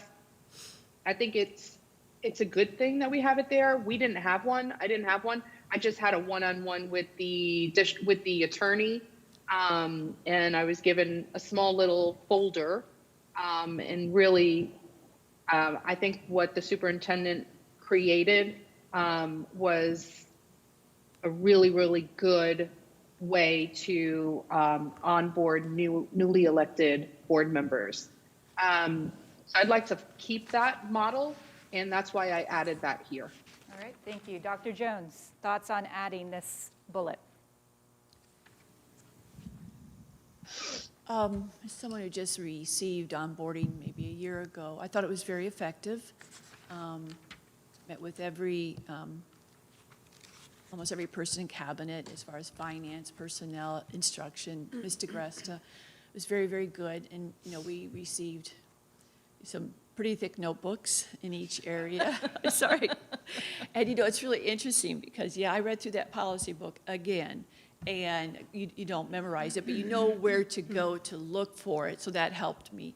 But those notebooks, you'd be surprised at how many times I've gone back to them for a specific question I may now have instead of calling somebody and have them look it up for me. But I think it's been a very, very good process. And again, one of the reasons I like these protocols is just having a little bit more of a shorter format as you come in as a board member. Like Ms. Baerborg said, how do I get on the agenda if I didn't do it in the right amount of time and so forth. So I think that's, and whether other boards use these, they could change them all. I don't know. But as it is, it's a framework. It's a structure. And I don't mind adding that there. Just know that it's a lot of information and we know where to go, what person or what notebook to go to.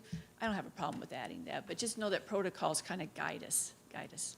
Barenborg. Yeah, I don't mind adding this at all. I think the one thing I was looking is where does it state that the attorney meets with us about going over sunshine law? And I think that's an important put. She did that this year. Yes, I think that's an important piece to add to that, that he will direct the superintendent to meet with a school board member to understand the sunshine law. That's there, the first line in the bullet. Where? Superintendent will work with the school board attorney to provide newly elected board members with, well, I guess it's not explicit.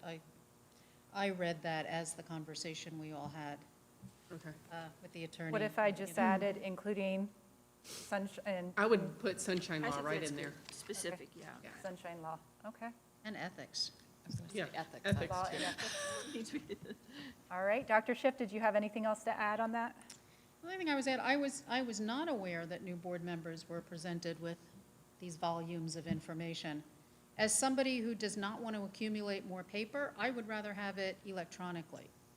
So I'm not sure, some people prefer it electronically, some people prefer volumes of notebooks.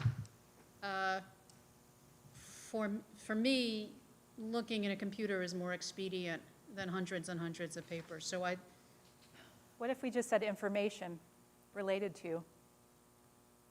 Yeah, or Electronic something or that- hard copies of?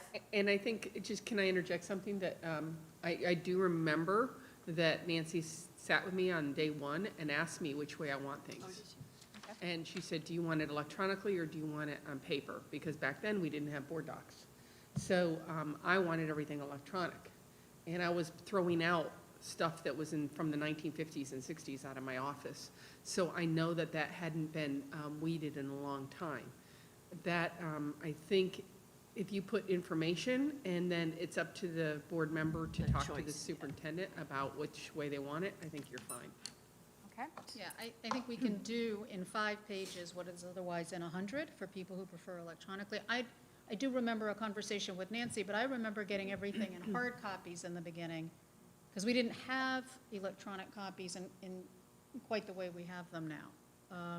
Right, but as many things as she could put electronically, Yeah. she did, if you wanted that. So as long as there's an opportunity to not have hundreds and hundreds and hundreds of papers. Mr. Barefoot? I really am ambivalent. Actually, I always like to have it both ways. I like to have the electronic version and then have the big notebooks where, because I'm going to print it out anyways. If it's already there, all I have to do is go to a notebook and find the section that I want a piece of paper. And so I'd like to have it, call it the option. If as long as the option, I can have it both ways, that's fine. All right. So what I'm hearing is that we're okay with adding this bullet with those two edits, including sunshine law and ethics training will be added there, and information instead of copies will be added so that board members can have it in their preferred medium. So, all right. How about this? We do 2 more bullets and then we take a break. Does that sound good? Sounds great. Okay. So the next suggested added language is the superintendent is expected to prepare all board members in advance of all meetings equally and provide each board member with the appropriate backup items for review and planning appropriate to the agenda items presented. Dr. Mrs. Jones. Yes. Hey, I'm sorry. I know you're going in order, but since we've already just discussed this, and I know this was an item that I put on there, since we are going with language and policy, I would just recommend that we just strike this bullet completely. Yay. Everybody in agreement? Yes, I was going to say, why are you asking me that again? All right. And then the next bullet, last bullet before our break. Each board member will complete an annual evaluation for the superintendent per the terms of his or her employment contract. Each board member may meet one-on-one with the superintendent to discuss his or her evaluation. A compilation of the evaluation along with self-reflection and a state of the district report will be presented to the board at a duly convened business meeting. Dr. Jones, thoughts about adding?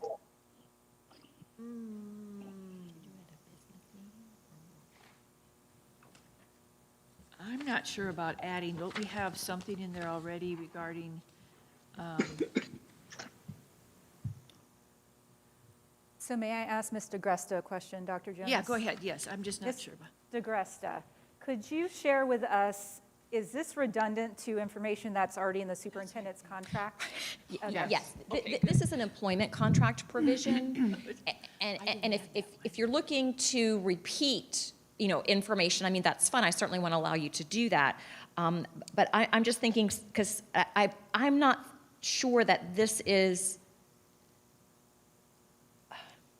really reflected, because this is saying that the district report will be presented to the board at a duly convened business meeting. And I mean, my recollection was that was a workshop presentation.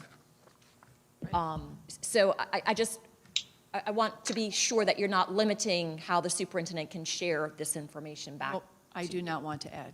Okay, Ms. Berenborg? I don't think it's needed. Okay, Dr. Schiff? Agreed. Barefoot? Mr. Barefoot? I need chocolate. Got it. Agree, sorry about that. And Ms. Rosario? I still think that we should have it. We are responsible for evaluating the superintendent, and he's responsible to report back to us on that. What I don't recall, and I'm not sure, of course, Mrs. DeAgresta will correct me, in his contract, what I'm not sure is written in his contract is language regarding the state of the district report. I don't think so. And then the reporting out of, the self-reflection. That part has happened previously with the previous superintendent, not Dr. Moore, at a duly convened business meeting. There was a presentation to us at a workshop and then a formal presentation at a business meeting. Dr. Moore has yet to do that with us. He received his evaluations, I believe, August, maybe the last one was going into the beginning of September. We're still waiting for the reflection and for the public, state of the district address with regard to ending last year. So I still think that it's an expectation. I think it's something with regard to our responsibility and how we function as a board, with him and Mrs. Diagresta as our only hired employees. I don't believe that we should not have this in here. If you want to use the same language that's in his contract, I'm totally okay with that. But that last part of this bullet, a state of the district report will be presented to the board at a duly convened business meeting. What it doesn't include is a date. So if we were to include that, we should say something to the effect of, you know, within the next month or something to that effect, after you receive your last evaluation, or, you know, something to the effect of when to expect it. And right now it's taking quite a while to hear back on what that would be. But I just think that this is what we do. We work with the superintendent. We hire him. We already agreed in that language in the prior section under our responsibilities, and part of that is his evaluation. And then our response to the public on what is the result. So for us to say that that's not important or to take it out of our protocols seems pretty derelict on our part.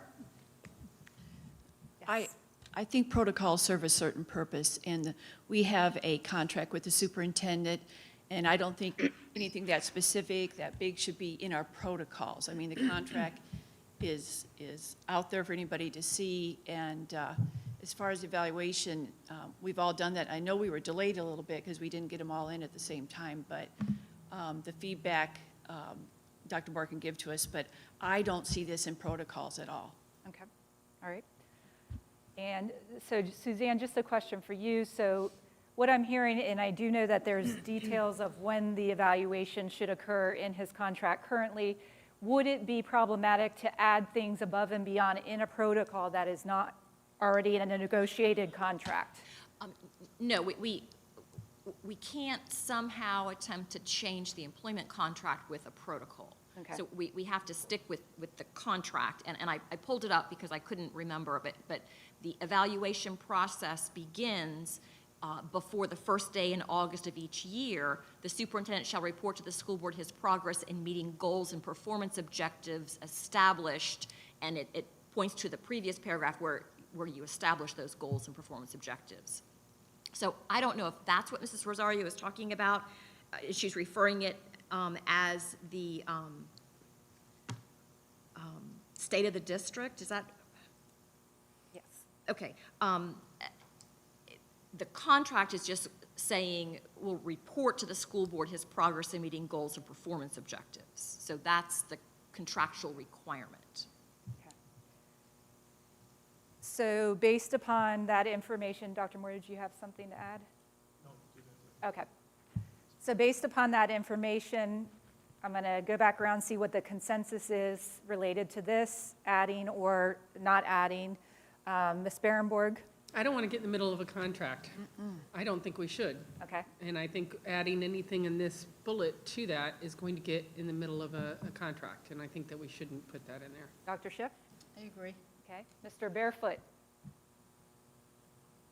Okay. I think I heard you. I could read your lips. Okay. Ms. Rosario?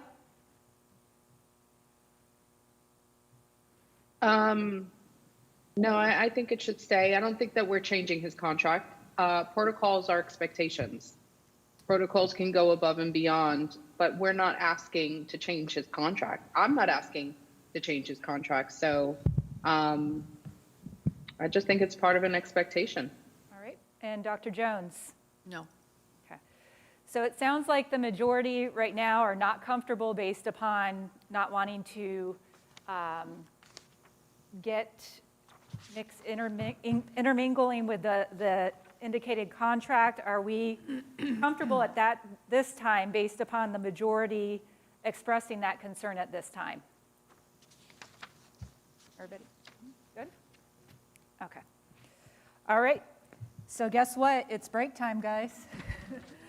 And why don't we take, how many minutes do you need? Yeah. Oh, I'm sorry. I'm in my facilitator mode. That's okay, that's okay. It's just a little I protocol. apologize. It's a protocol, You ma'am. got stuff to teach me. And you're turning red, don't. All right, it is 2:04, how about a 10-minute break? Is that okay with I'm gonna everyone? We have come to back at drop 2:14. off, and I'll try and get back before you're finished. Okay, we'll come back at 2:14.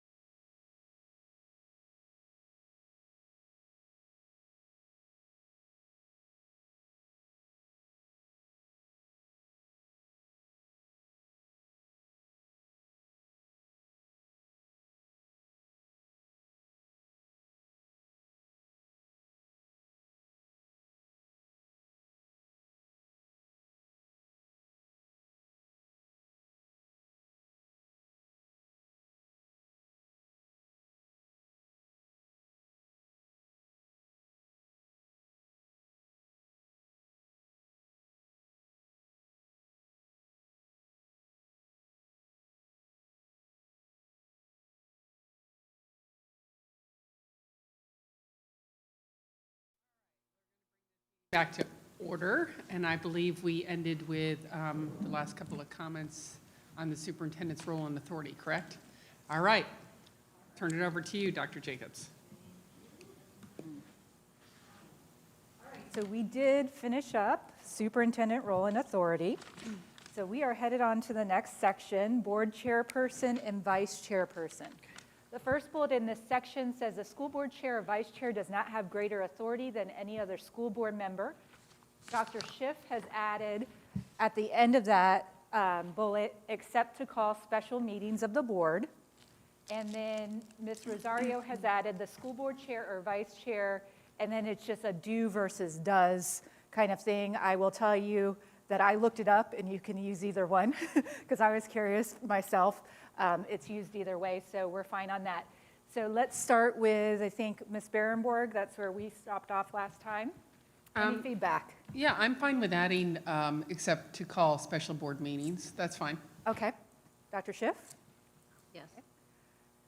I don't know if Mr. Barefoot and Ms. Rosario are on. Are either one of you on?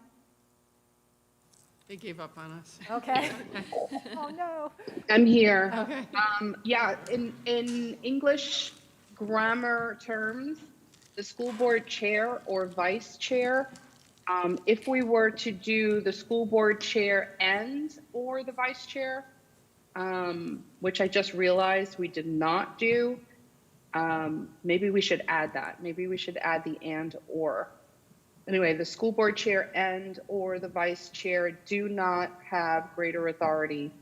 And I say do because when you have the and in there, the school board chair and the vice chair, then that means if you were to replace the nouns with a pronoun, your pronoun would be they, right? They do not have greater authority.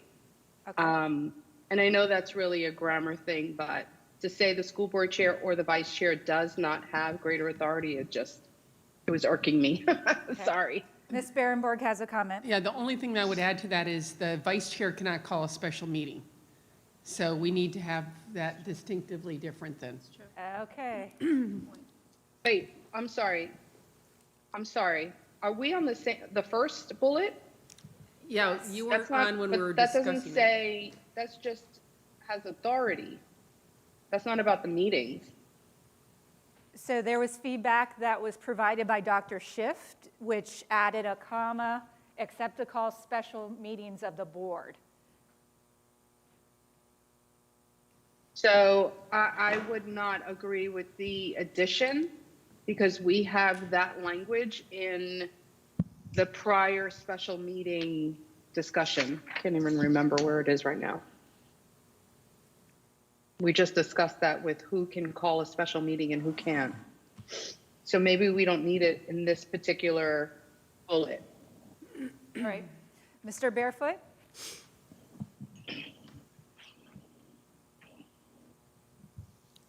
We'll come back to Mr. Barefoot. Dr. Jones? Oh, I'm okay with adding that, but as far as the school board chair or vice chair, the correct verb is does because it's school board chair does not or the vice chair does not.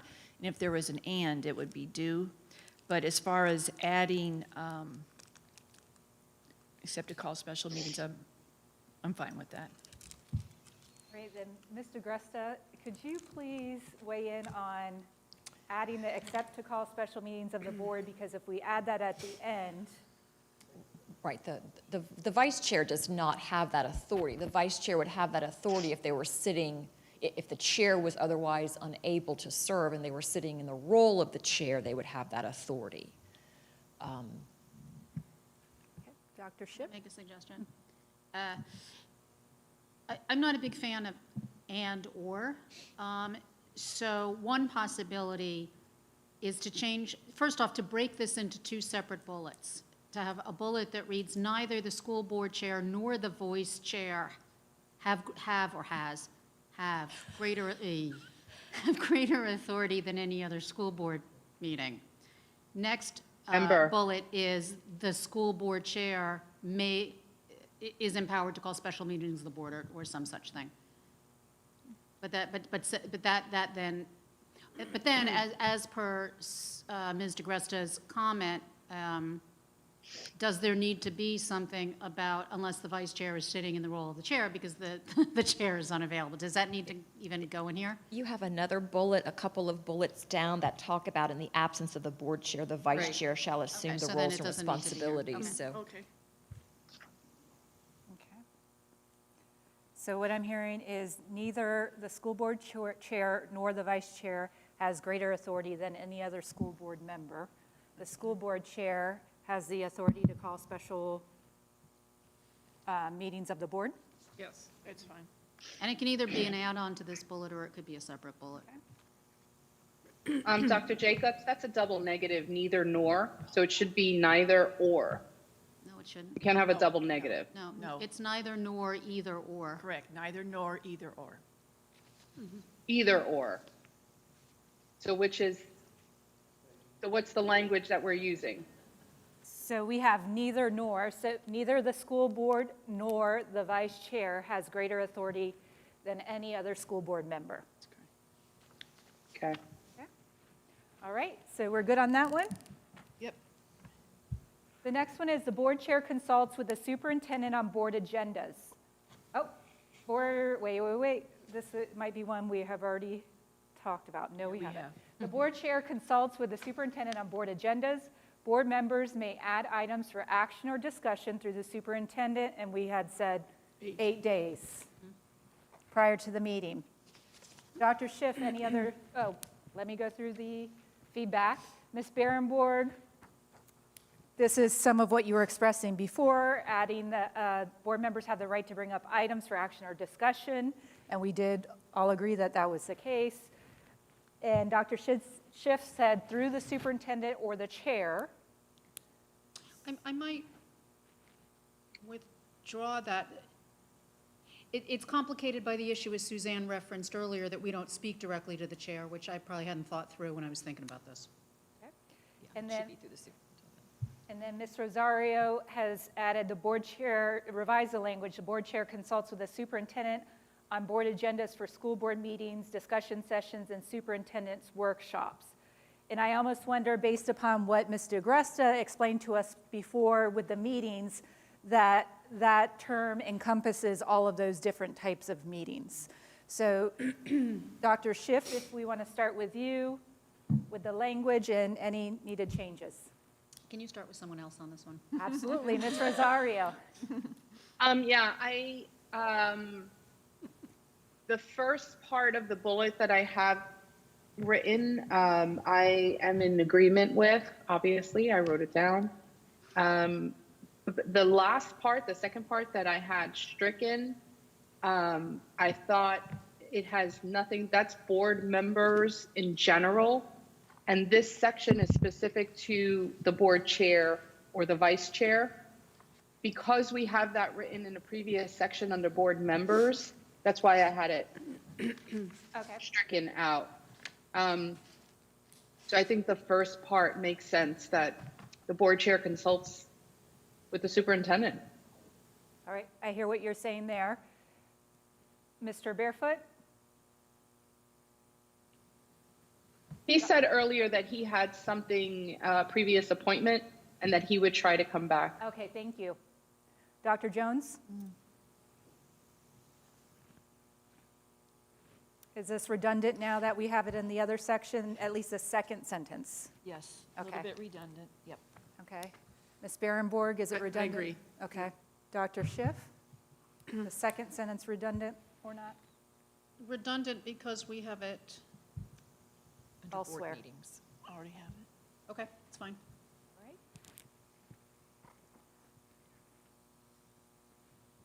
So are we good with that one? Yes, ma'am. Oh, I am, sorry. The next bullet. I'm sorry. Yes. Going back to Mrs. Rosario's comment, for school board meetings, discussion sessions, and superintendent workshops. I don't actually know this. Does the board chair consult on superintendent workshops? I think that's up to the superintendent, isn't it? No, I'll read from the policy. The policy says the superintendent shall establish the agenda for school board meetings in consultation with the board chairman. If you Right, want to but- rewrite that entire bullet to read exactly what's in policy, that's fine. But the superintendent shall establish the agenda for the school board meetings. And then further on, it says the agenda It's not what I'm referencing. is regarding regular board meetings, regular board business meetings, hearings, and workshops. So I think I just took it from there and I added discussion sessions. Okay, Dr. Schiff? I'm sorry, I may not have heard you clearly. There is somewhere in policy where it says the board chair consults with the superintendent on superintendent workshops? Yeah, I'll repeat it. Policy 0165.1. It reads, the superintendent shall establish the agenda for school board meetings in consultation with the board chairman. Right. So there that's- needs to be consultation there. Correct, I got that. That's not what I'm questioning. It's the superintendent workshops that I'm questioning. Yes, further down, a few sentences further on in this policy, it reads what the agendas are. And it says the agendas are for regular board business meetings, hearings, and workshops. So I used the language from our policy, but in addition, I added just discussion sessions. Ms. DeGresta, do you have any feedback or clarification on when the superintendent collaborates with the board chair on agendas? I would just go with your policy language. Okay. In actual practice, I'm not sure the chairman is involved. I mean, in actual practice, I don't think a chairman has ever really been involved in non-business meeting agendas.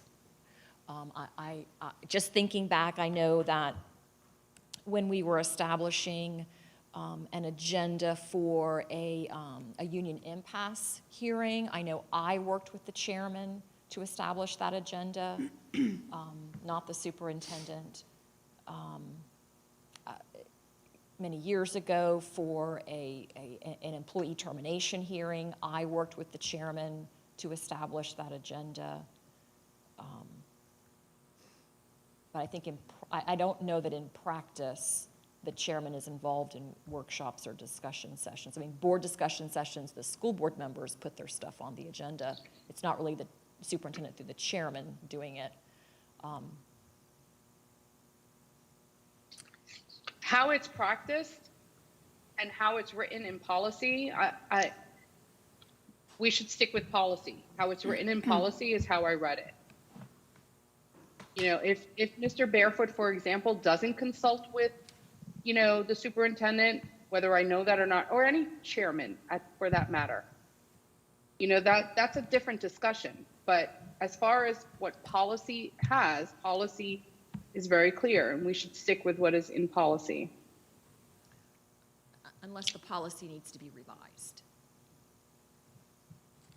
Okay, so. Well, right now the policy is not up for discussion. The policy is not being revised. Right now, we're talking about board protocol. So if our policies at any point change, we can come back and change our protocol, which is easy, and that's why we're doing protocols. So two options here is either to align this language with the exact policy, or as we did in the previous section, say that the board chair consults with the superintendent on board agendas, and it encapsulates all the different types of agendas without explicitly enumerating what those agendas could or should be. Anybody have feedback on that? Which I way? would agree with that. Okay. Ms. Berenborg? Say that again. Sure. So the two options would either be to revise this language, this bullet, the board chair consults with the superintendent on board agendas. So that was the original language. We could leave it as is, because in a previous section, when we were referring to meetings and agendas for meetings, we said that it encapsulated all the different types of meetings of the board. Or we could revise it and align it with the board policy specifically and enumerate all the different types of meetings that are enumerated in policy. I don't think we need to add any more language, short and sweet. Okay? Ditto. Okay. Dr. Schiff? I already weighed in. Oh, so yes, that's correct. Ms. Rosario, are you comfortable with that? With just saying the board chair consults with the superintendent on setting the board agendas, Yes. period? Yes. I'm okay with that. All right, thank you. Let's head to the next one, the board chair. So this seems redundant to me now. Yep. The board chair works with the superintendent on setting the board agenda for school board meetings, and that may be the source of confusion. Strike it. Strike. Ms. Rosario, I see you already have stricken it. Yeah, I already, I did. I heard Dr. already Jones, Dr. had it Schiff. stricken. Strike, please. The board chair is responsible for knowing and adhering to the roles and responsibilities of this position as per SDRC policies, procedures, and agreed-upon protocols, Robert's Rule of Order, and state statutes.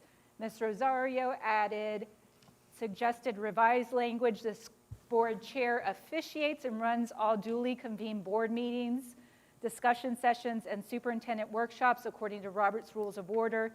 He or she is therefore responsible for knowing and adhering to the roles and responsibilities of this position as per this district's policies, procedures, and agreed-upon protocols and state statutes. So it's essentially a rewording of it. Dr. Jones, new or revised language, preference on that?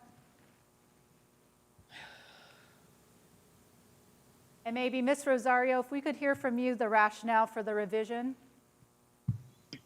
Sure. The original language had the board chair officiates and runs all duly convened board meetings according to Robert's Rules of Order. But that's not exactly too general, or rather it's very specific. It talks specifically to board meetings. It doesn't include our discussion sessions or our workshops or any of the other meetings that we have. So that's why I added the language officiates and runs all duly convened board meetings, meaning all of them, including discussion sessions and superintendent workshops. And then the second part of that, the school board attorney is the parliamentarian. I don't think that that's appropriate for this section because there is another section that talks about the school board attorney roles.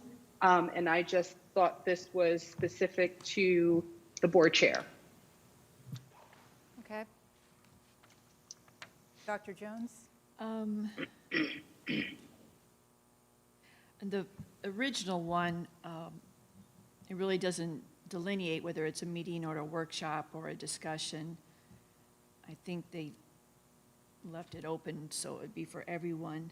I think it's important to put in there somewhere, whether we combine them or what, the school board attorney is a parliamentarian. And I've always looked at as the school board attorney to help if the chair has any questions regarding, Robert's rules or so forth. I think that's important to put in there because the board chairperson is obviously running the meeting, but the person who is the parliamentarian is a school board attorney. So those are my thoughts. Great. Ms. Barenborg. First of all, in the original, those were two separate bullet items. Yeah. And they should remain as two separate bullet items. Okay. But going back to the first one, didn't we just discuss in the last thing we were talking about that meetings meant all meetings? That's what I thought. So why do we need to rehash it every time? Right. That's Right. what I Meetings thought. should mean all meetings. Okay. And then we don't have to keep being so wordy with everything. Okay. Dr. Schiff? I'm fine with the language, the existing language as is. All right. And so just to reference what Ms. Barenborg has brought up, this actually combined two bullets. So the second bullet did say the board chair officiates and runs all duly convened board meetings according to Robert's Rules of Order. And the school board attorney is a parliamentarian. So I know that in some of the other board protocols, I did see sections for the school board attorney, but we don't necessarily have a separate section for the school board attorney in ours. So this seems like it would be a logical place for it to appear. Dr. Schiff? I might just change that language slightly Okay. to supported by the school board attorney as the parliamentarian. That's good. Yeah, that's fine. I like that. supported by, okay, so what the revised bullet would say, the board chair officiates and runs all duly convened board meetings according to Robert's Rules of Order, and is supported by Just supported by the school Supported board by? attorney as the parliamentarian. the school board attorney as the parliamentarian. Okay.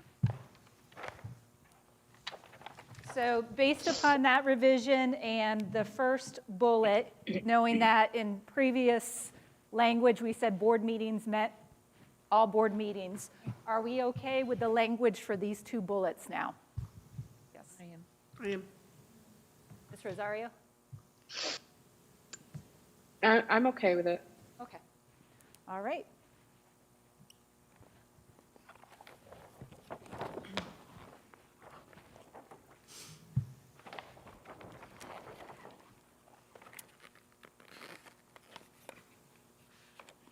So we have completed that one.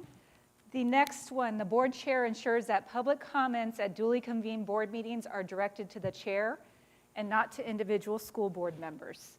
Dr. Schiff had asked a question, should there be more about public comment? And then Ms. Rosario has stricken this particular one. So we're going to start with Dr. Schiff. To be honest, I don't remember why I wrote this. This was easily a month or more ago, and we've since had many, many conversations about public comment, so I will withdraw that because I don't remember what, because I think we've addressed that in other meetings. Okay. Ms. Rosario? You're muted.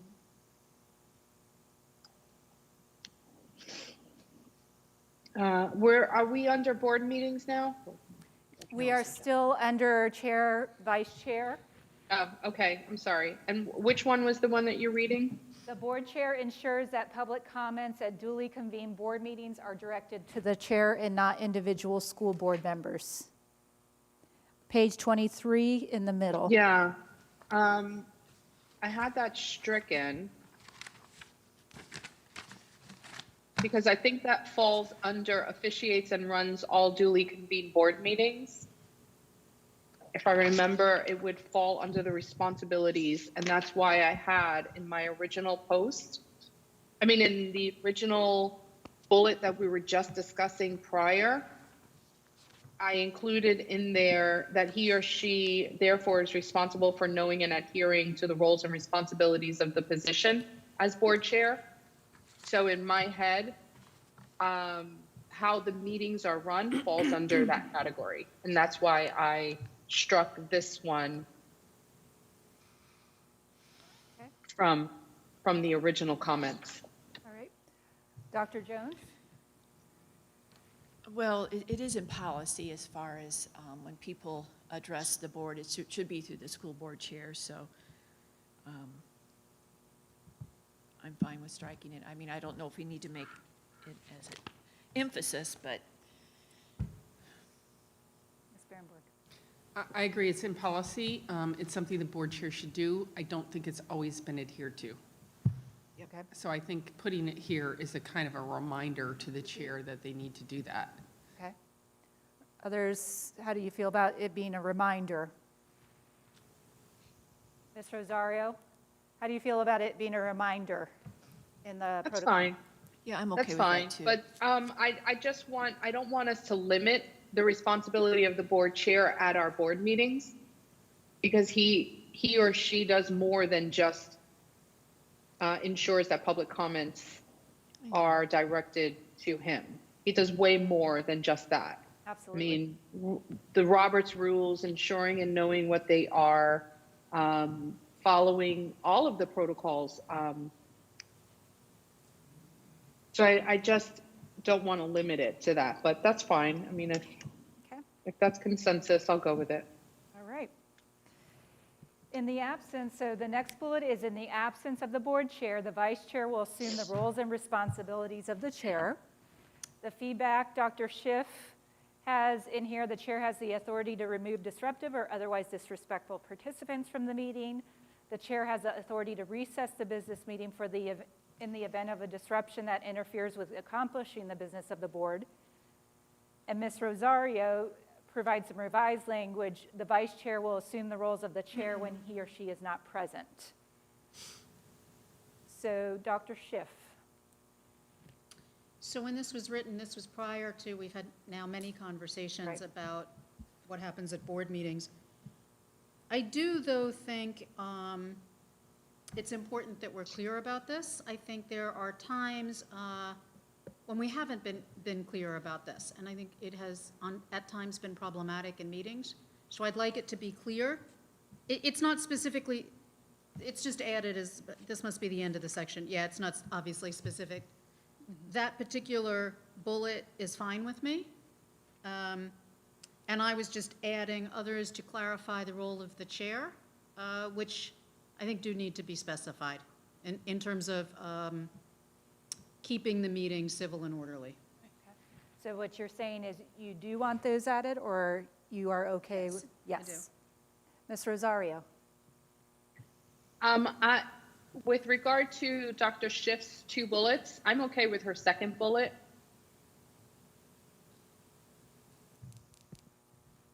The second bullet that reads, the chair has the authority to recess the business meeting. With regard to my edits to the original language was redundant. The original language included in the absence of the board chair, and then at the end of it, it said when he or she isn't present, and that's understood already. So that's why I removed the first and the last part of that original statement and just included the vice chair will assume the roles of the chair when he or she is not present to avoid redundancy. Okay. Dr. Jones? I'm okay with adding Dr. Schiff's points. Okay. Ms. Berenborg? Yes, I had sent Nancy Esplin the FSBA conference that I attended online about this, and I sent it to all board asked her to send it to all board members. I don't know if you've all had a chance to watch it. That was the one I watched a month ago. It was good. Yeah, and I rewatched it again this week. And they specifically talk about this part and how other boards are addressing it and what's happened in other board meetings. I think it's worth your while to rewatch it if you have watched it before. I've watched it twice now. The part where I think Dr. Schiff is bringing this up is the same reason why I said to keep the other one in there.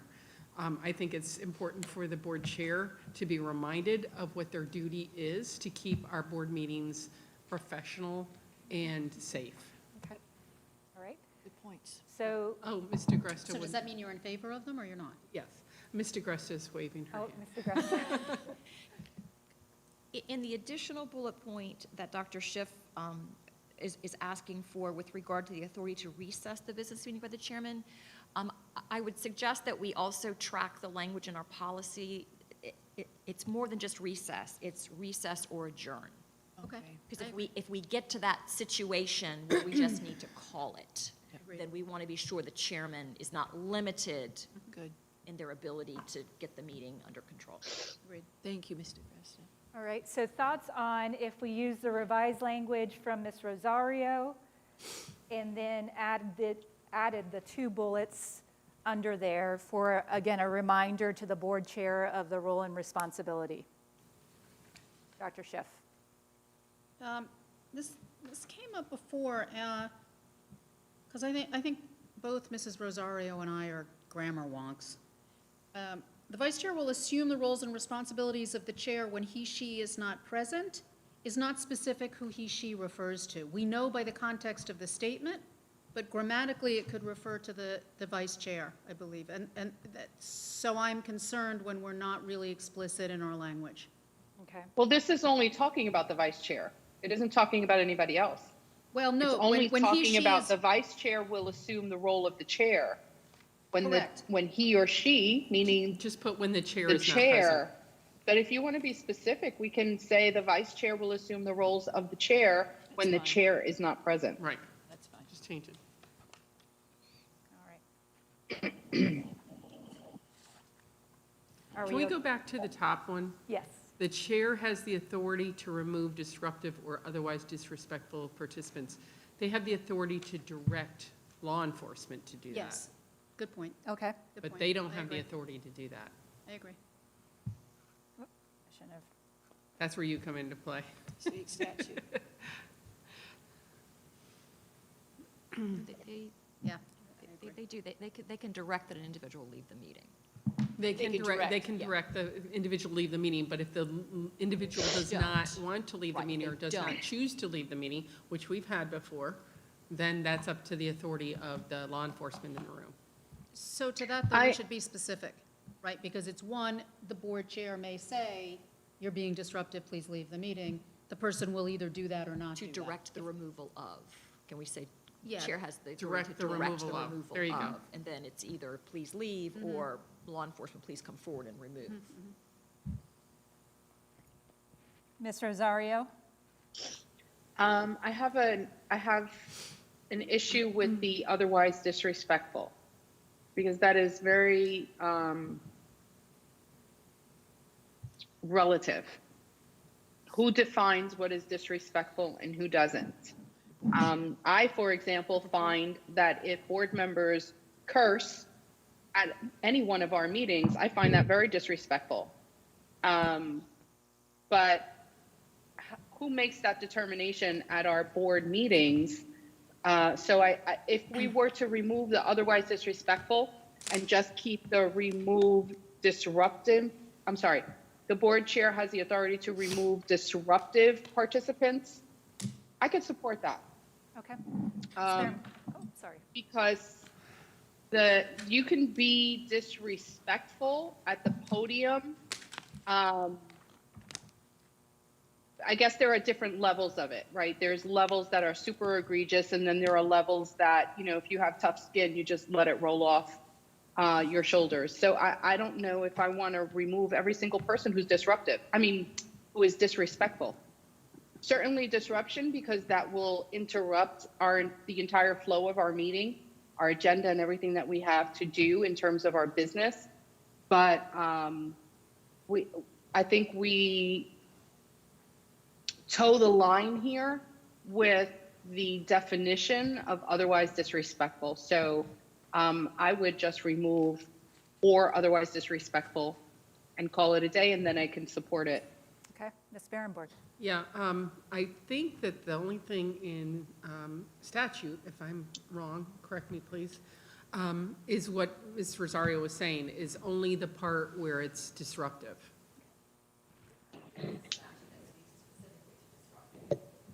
Right. And I think that if we align ourselves to what the statute said, then we're good. All right. Is everybody comfortable with disruptive? Yes. You want to think about that for a second. Because, I'm just processing out loud. Is there or have there been times when somebody has been blatantly rude or disrespectful, but not necessarily disruptive? I'm thinking out loud. I don't have an answer. I'm just processing, which is, problem when we can't otherwise think about this stuff or talk about it. So let's say, for example, using Mrs. Rosario's example, let's say somebody at the podium curses out a school board member. And they take their 3 minutes, they come up, they scream, they do what they do, they use foul language, they use their 3 minutes, they go sit down. That's not necessarily disrupting the flow of the meeting, but it is certainly disrespectful to the professionalism and orderly business of the meeting. Would that fall in this? Would the chair say, that's inappropriate at this meeting, and I'm asking you to leave? Would that be consistent with what we're talking about, or would that be outside of it? I'm asking for feedback, really, on what my fellow board members think, because I'm just tossing it in my head. Ms. Rosario? Yeah, that happened just recently, where a few people came up and the board chair gavelled the person at the podium who didn't disrespect. It wasn't disrupting the meeting, but it was very disrespectful. And he just said, when he gavelled, "That's enough." The person stopped and walked away. He can stop comment of disrespectful people, but ask to be removed those that are disruptive. So I think those are two different things. Yeah, so then the question is it about stopping comment, or is it about removing them from the meeting, or does this require further specification? Ms. DeAgresta, I saw you were reaching for your microphone. Our policy currently says that the presiding officer may interrupt, warn, or terminate a participant's statement when the statement is too lengthy, abusive, or obscene. There you go. Okay. Which policy is that from? It is 0169.1. It's about public participation. Given that, and I know we've gone back and forth about putting language from policy in our protocols and the degree to which we want to do that and be redundant, or we just want to refer back to policy. So I throw it up to my fellow board members how they feel about it. Again, reminder for the board Reminders, chair. reminders. And that's what I'm, Right. You know, I think with what we've been dealing with for the last couple months, I think I'm okay with putting reminders in here for the board chair. And we've all been in professional settings. We know when disrespect is happening. We know it as professionals, as educators, some of us teachers and so forth. And we want to model what we expect, you know, in our school buildings and so forth. But we know when people are being disrespectful, and then we know when people are being disruptive. And it is the chair's responsibility to call them on it. Okay. So a thought for this one. But Dr. Jacobs, when she read that, though, it wasn't about removing the person. No, I know, disruptive, you can, I'm talking, disrespectful is different from disruptive, Yeah. understood. So a thought would be, is to have this bullet take out otherwise disrespectful, so removal of disruptive participants, and then add the language above that, actually, about the language, abusive language, or obscene language that directly from the policy. Right. That's fine. Ms. Rosario, so you shaking your head? Yeah, I'm good with that, but I wanted to add something. When all of this is done, it just dawned on me just now, the thought, when all of this is done, not all of these bullets that we are creating and adding to the board protocol come from policy. Some of them are not strictly from policy, some of them are from other places. In light of the fact that Mrs. DeAgresta is soon retiring, with her on the board as counsel, we are so easy to refer back and say, Mrs. DeAgresta, why did this happen? What's the history behind this? Can you recall conversations? And she's good to recall conversations and meetings and pull up policy for that. In this case, 2 years down the line, when Mrs. DeAgresta is not here, in order for board members then to understand, hey, where did this come from? Why is this in our policy? I was going to ask that for those bullet points that are specifically referring to a policy, that after it, maybe in parentheses, we can just say, you know, from policy something, something, something, or, you know, refer to policy something, something, so that there is a connection there for those particular bullets that actually come from policy. Okay. Just to help, you know, future board members and other staff down the line. That's good. Thoughts about adding policy footnotes? That's fine. Yeah. Okay, good to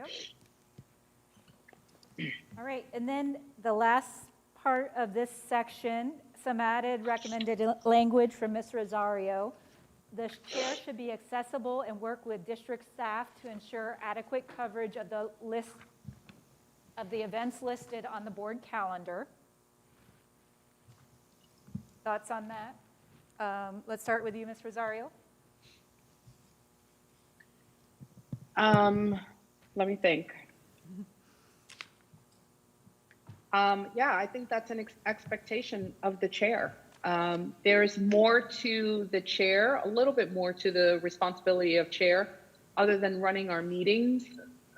If the chair is going to be the spokesperson for us at events, for example, I think the accessibility of the chair to cover that role, obviously if they can't make it, then the vice chair takes those roles. but to ensure adequate coverage, only if it's chair or board led. I'm not married to this bullet either, because I can see where we can rely on the superintendent to ensure that that's done. So I think I'll just leave it there. Okay. Dr. Jones? I'm just not sure we need to add it. Ms. Barrenborg? I don't think we need to add it either. I agree. I think the superintendent will get it covered. If the superintendent knows the board chair's not going to be there, superintendent picks up the phone, calls me and says, hey, the board chair's not going to be there, we're in a meeting. Or Okay. you're going to be at can you be at that event? Okay. Yep. Dr. Schiff? Yeah, I agree. And then the last. Can I ask a question? Yes. Because I thought in the past, I'm okay with taking it off completely, but I'm a little confused because I thought in the past it was the chair's responsibility to make sure that the JROTC is there at our board meetings for the flag and for whomever would be invited to do the benediction before the meeting. So I'm not sure. I thought Is that the superintendent's responsibility or the board chair's responsibility? I think the board executive assistant does that. Nancy does it. Dr. Moore, are you there? Repeat the question, sorry. What was the question? So who's responsible for setting up that junior ROTC and the benediction occurs at board meetings? Oh, Nancy does that? Yep. Who? I'm sorry? Ms. Eplin. Nancy does it. Esplin.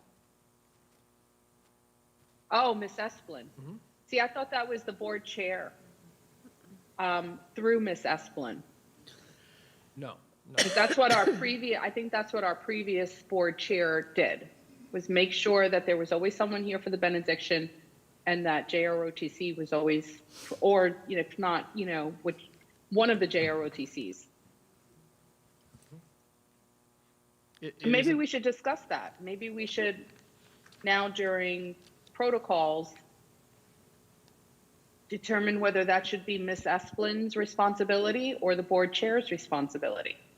And as far as I'm concerned, if the board chair is responsible for running duly convened meetings, I think it should fall on the board chair to establish that.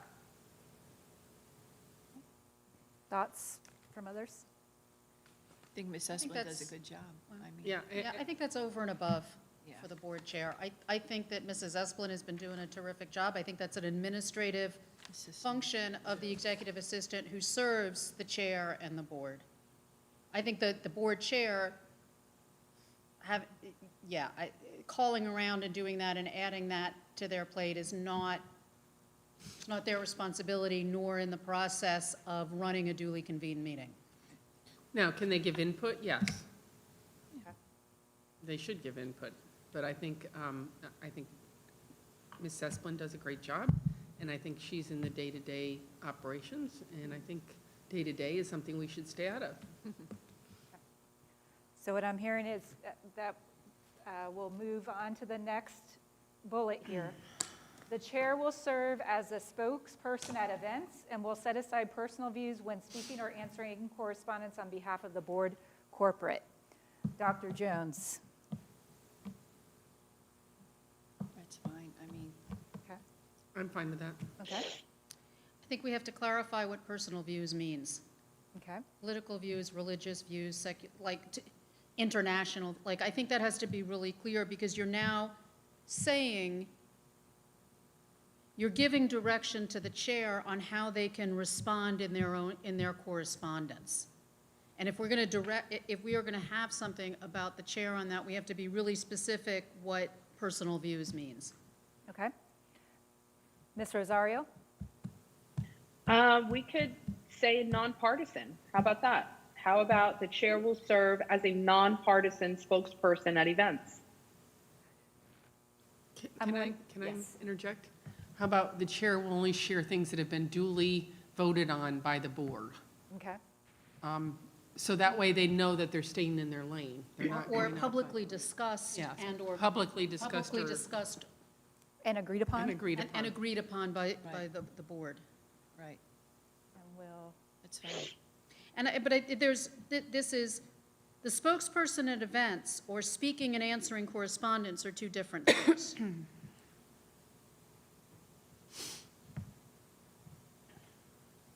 So I think we also need clarification there then if we're going to keep that. And then if that is a direction only to the board chair or also to board members. Well, in this case, it's the chair serving as a spokesperson. Right. And as the spokesperson, what would that role? Can I give you an I'm example? I'm okay with what was just mentioned, what Dr. Jacobs is writing now. If you can reread that, Dr. Jacobs, because So- I think that's specific to the board chair as spokesperson. so what I have is the chair will serve as a spokesperson at events and represent only those perspectives that have been publicly discussed and agreed upon when speaking or answering correspondence on behalf of the board corporate. I don't think I captured it as well as I could have, but. I'm okay with that. I'm okay with that. It's good. How will the distinction be made when the board chair is responding individually to correspondence or responding to correspondence on behalf of the board? Ms. Rosario? So we've already established the protocol, which we might want to add in here, which we don't have to because it falls under spokesperson, that it's the board chair's responsibility to appear on the Bob Seuss show after every meeting, right? Or rather, I think it's every Wednesday. In this case, the board chair opted to share that responsibility with the vice chair. So they alternate every Wednesday. In that capacity, he and she are serving as spokesperson. Right. And so they would speak on behalf of board corporate and not share their individual views. That's an example. Another example might be, I don't know, I can't think of anything else right now. So if anyone else can think of Yes. Can I? an example, but that's one perfect example. It may not happen too often, but it happens enough. That's not what I'm asking. Go ahead, I'm sorry. I know what you're trying to say. Work. So let me give you an example. I was asked a personal viewpoint on the radio show, and I specifically said to him, I'm here as a spokesperson speaking on behalf of the board. And There so you I go. think the distinction would be if a board member was asked to speak at an event, you start off, and I've heard you say this, Dr. Schiff, when I've heard you speak at an event, and I was attending it, I'm not speaking on behalf of the board, I'm speaking on behalf of myself. Yeah, I'm not questioning any of that. I'm not questioning spokesperson for the board, and I did hear you do that on Bob Seuss, and I do that all the time. I'm questioning answering correspondence. That's the part. We are not privy to the correspondence of the chair nor of each other. Right. So my question Okay. is when they're answering, so this is not about the spokesperson part, this is about the correspondence part. Okay. I see that. Ms. Rosario? I think with regard to media, maybe this would be in response to media correspondence. If media were to reach out to Mr. Barefoot as the board chair, then his response would be a collective voice that, something that we've all talked about or voted on. And that can happen in an email. That can happen in, I'm not sure, I don't, So, I'm just saying, I think we all that- get emails and they might ask us individually, but if he's responding as a chair, then he's acting in the position of spokesperson. I think that might be a good example. Right. So I think if we took out answering correspondence, spokesperson covers public events or when asked to speak on behalf of the board to the media. It's the correspondence part that I'm struggling with because Okay. We don't have access to that, nor do I think we can direct someone how to answer their correspondence. So what if we change the initial part of this bullet to say the chair will serve as a spokesperson at public events or when providing public statements? There you go. That's That's fine. good. Well done, Dr. Jacobs. Thank you, Dr. Jacobs. will you just come and facilitate every board meeting, please? Maybe you could be, never mind. You want to vote her in this chair? On behalf of the board, corporate will stay, Dr. Jacobs, or did you remove that too? I did not remove that. Okay. That is, remains.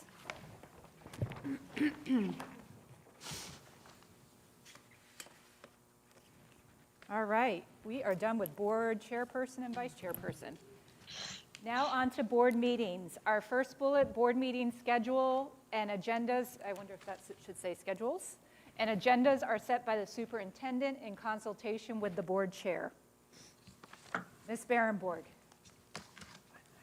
Was there an item added, or it was struck in, or No, there's stricken? one Ms. Rosario struck it. Thank you for reminding me. I know it's written other places. Does it need to be here as well? So it may be redundant now. Yeah. Okay. Sounds like it. Dr. Schiff? Is it, do you recall where it's previously referenced? It is referenced, I think, in the superintendent. Superintendent's role.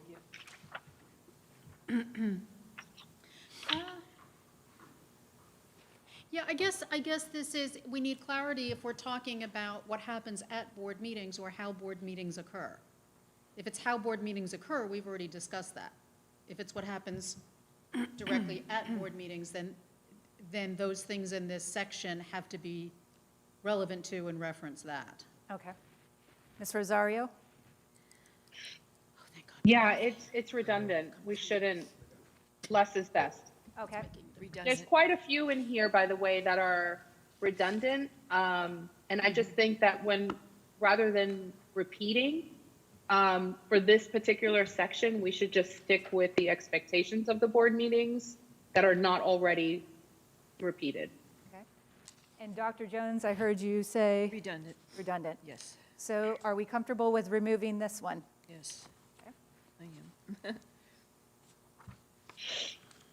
The next bullet we have already discussed at Yes. length. We've killed it. Done, over. And the next bullet, we actually have already addressed the superintendent must host all backup materials. That was part of the redundant language. Right. Right. But this first part, board members are expected to be prepared for all meetings, including necessary research and meetings with the superintendent or other district personnel prior to the meeting. Board members shall not provide last-minute materials at the meeting for consideration by the board. That statement I have a problem with. Okay? Sorry, All right. speaking out of turn. Dr. Schiff, want to start us out with, and let me go over our feedback. Ms. Barrenborg said that unless there's an urgent item to discuss, so that is the concern with that particular language in there. Right. Dr. Schiff has recommended some revised language and just being more specific by having read all relevant documents, conducting any necessary research, and held meetings with the superintendent or other relevant district personnel.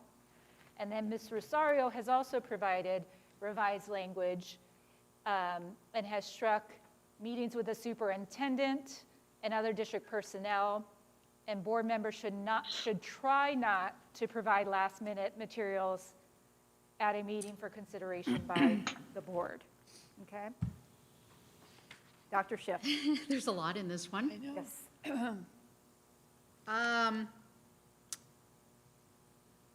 So the thing about last-minute materials, that's really tricky. For me personally, I can't speak to others. If there are materials and they are at least sent to me by Nancy, if a board member submits them to Nancy, Nancy sends them to me, rather than somebody handing them to me at a meeting. When somebody hands me something at a meeting, I don't have time to digest it. Right. And I feel put on the spot to comment on or reflect or respond to something that I simply can't do when sitting in a public meeting on camera in front of others. I prefer to be more methodical. So I get that there are urgent items.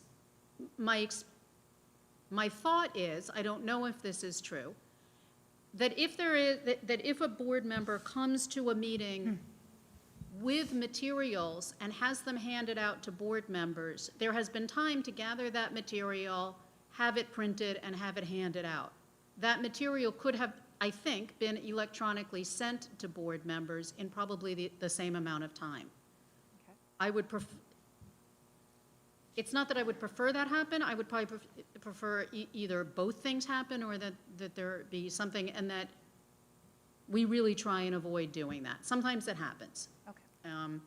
So that's my comment on that, wherever that's going. As to having read relevant documents, conducted necessary research, et cetera, there have been times when I think board members, and I have probably been guilty of this as well, have come to meetings and asked questions about things that could have been done prior to the meeting. So we wind up taking meeting time for things that should have been done in consultation with the superintendent or spoken to the CFO or whomever that is before the meeting. And I'd like that to be really clear. That was the reason for my comments.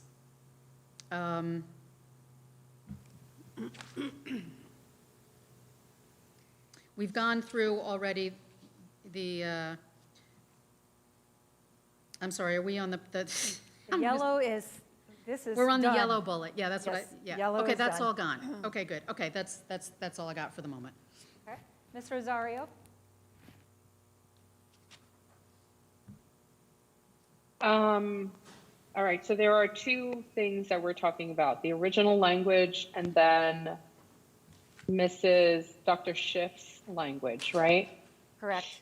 I am okay, if we go back to the original language, I'm okay with stopping at research. Stopping where? The board members are expected to be prepared for all meetings, including necessary research. If we were to, including doing or preparing your necessary research, wording that a little differently, I'm okay with striking everything else after that.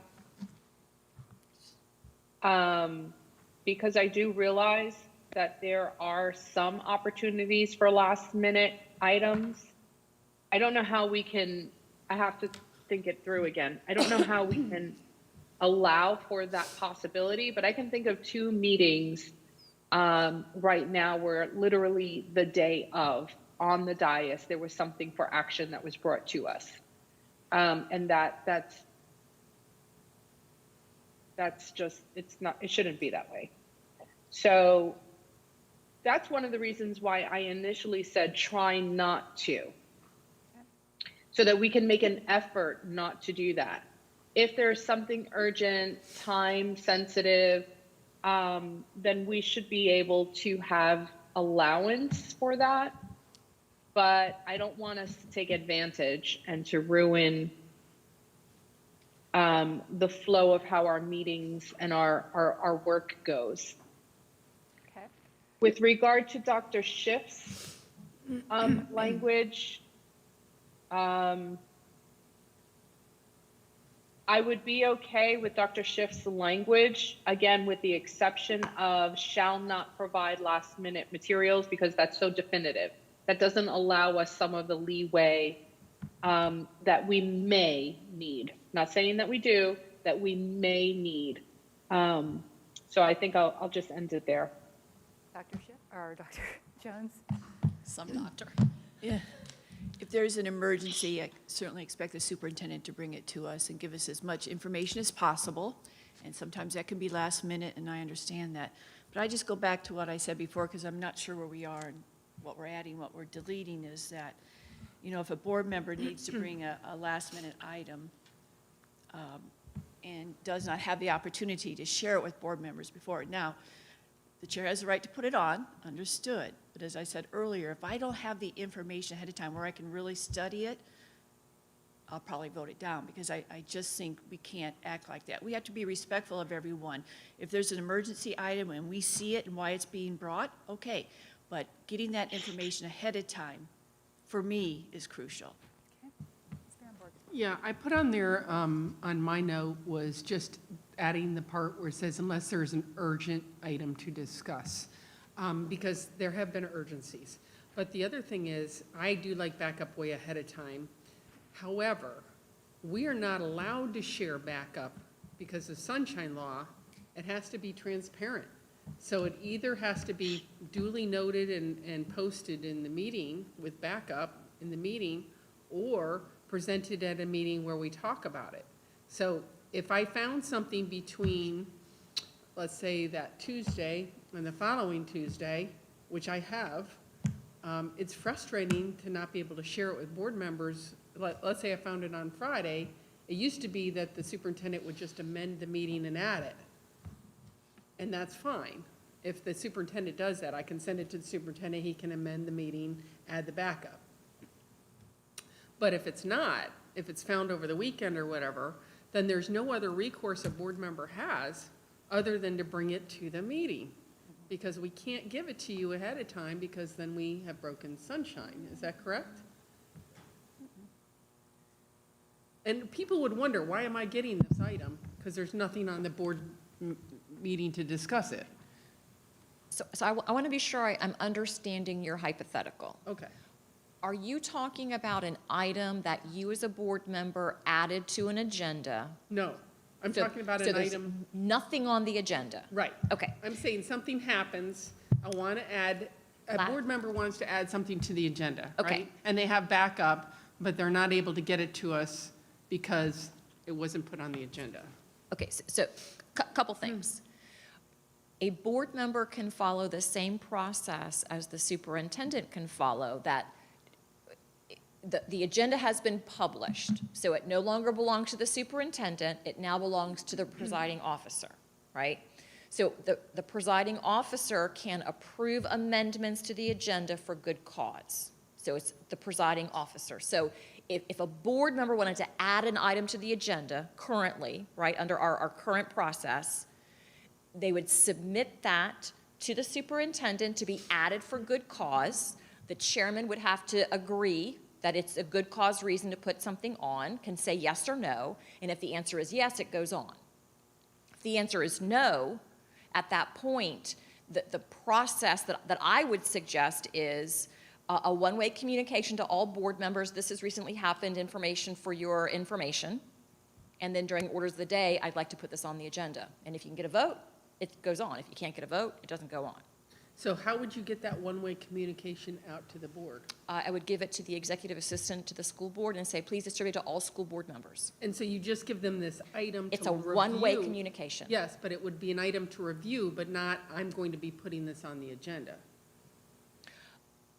Or I'm going to be trying asking to for put this on the for a vote.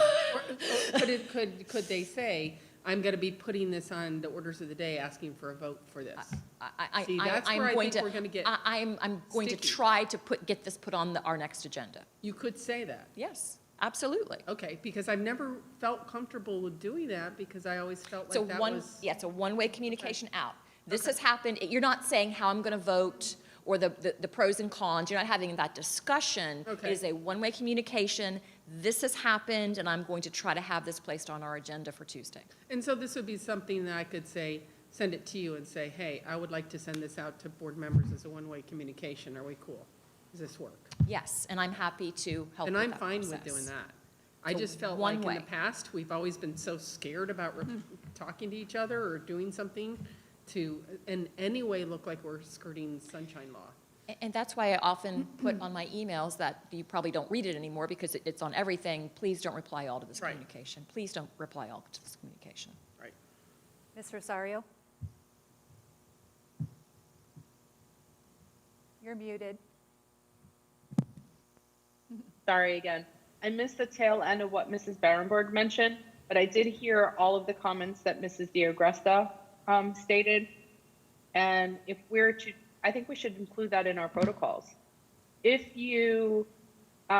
board members do not have an opportunity to add backup items to an agenda prior to the meeting and have discovered items after an agenda has been posted, they may send out an email, and we can make it very specific to the language that Mrs. D'Agresta mentioned, that just basically states, I'm going to try to have this added to our agenda. That's it, nothing else. I like that because that actually doesn't put us on, take us by surprise when someone adds an item to an agenda. We can kind of expect it.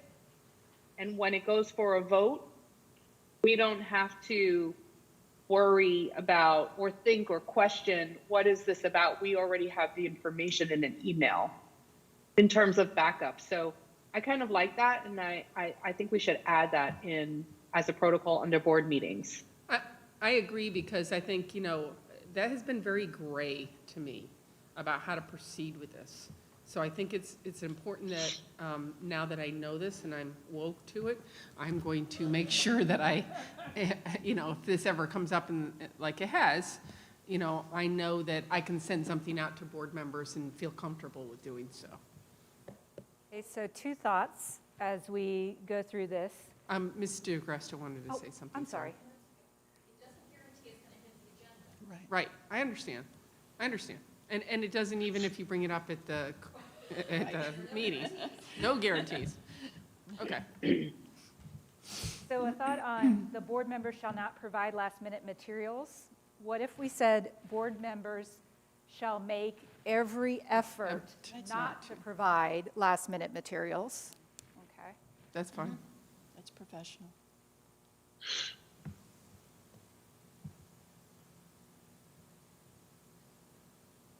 And Dr. Jacobs, after that statement, would we add, if there are last minute items, board members may email those in a one-way communication to the executive assistant and then use the language that Mrs. DeGresta just mentioned?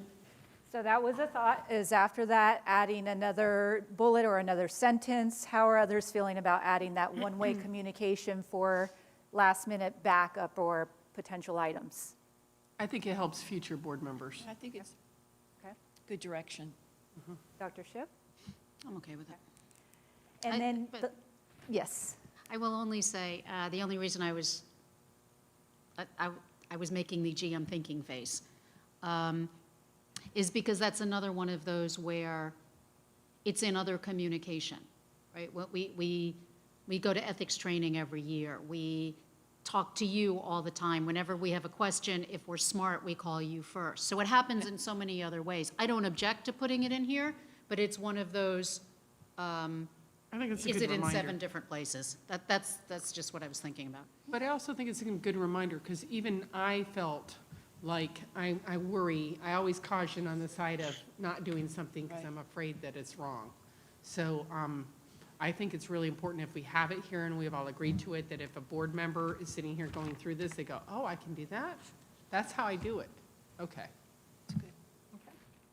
All right. The last part that we need to discuss was either having, I know Ms. Rosario said to strike out any and held meetings with the superintendent or other relevant district personnel, and just stop that particular sentence at the top at the research, including necessary research. Thoughts on that first sentence? Should it be revised, or can we live with it the way it is? Would you please say it one more time? Sure. Thank you. Board members, it says board members are expected to be prepared for all meetings, including necessary research. Ms. Rosario has suggested to do a hard stop there. Or do we leave the added language and meetings with the superintendent or other district personnel prior to the meeting? Added language was also by having read all relevant documents, conducted necessary That as research, well. et cetera. Yes. Ms. Rosario? I think I'm okay with striking everything that I have there myself. Okay. And supporting Dr. Schiff's original addition, minus the last sentence that she had there, because we've just addressed it. Correct. Yes, I agree. Her last sentence was board members shall not provide last minute material, but we just addressed that, and we will, change the language around that. If we do that, then I would support Dr. Schiff's Yeah, I'm fine with Okay. that. bullet, with that. that one sentence bullet, Very good. or one bulleted sentence. We've got the one full sentence in there. All right, next page.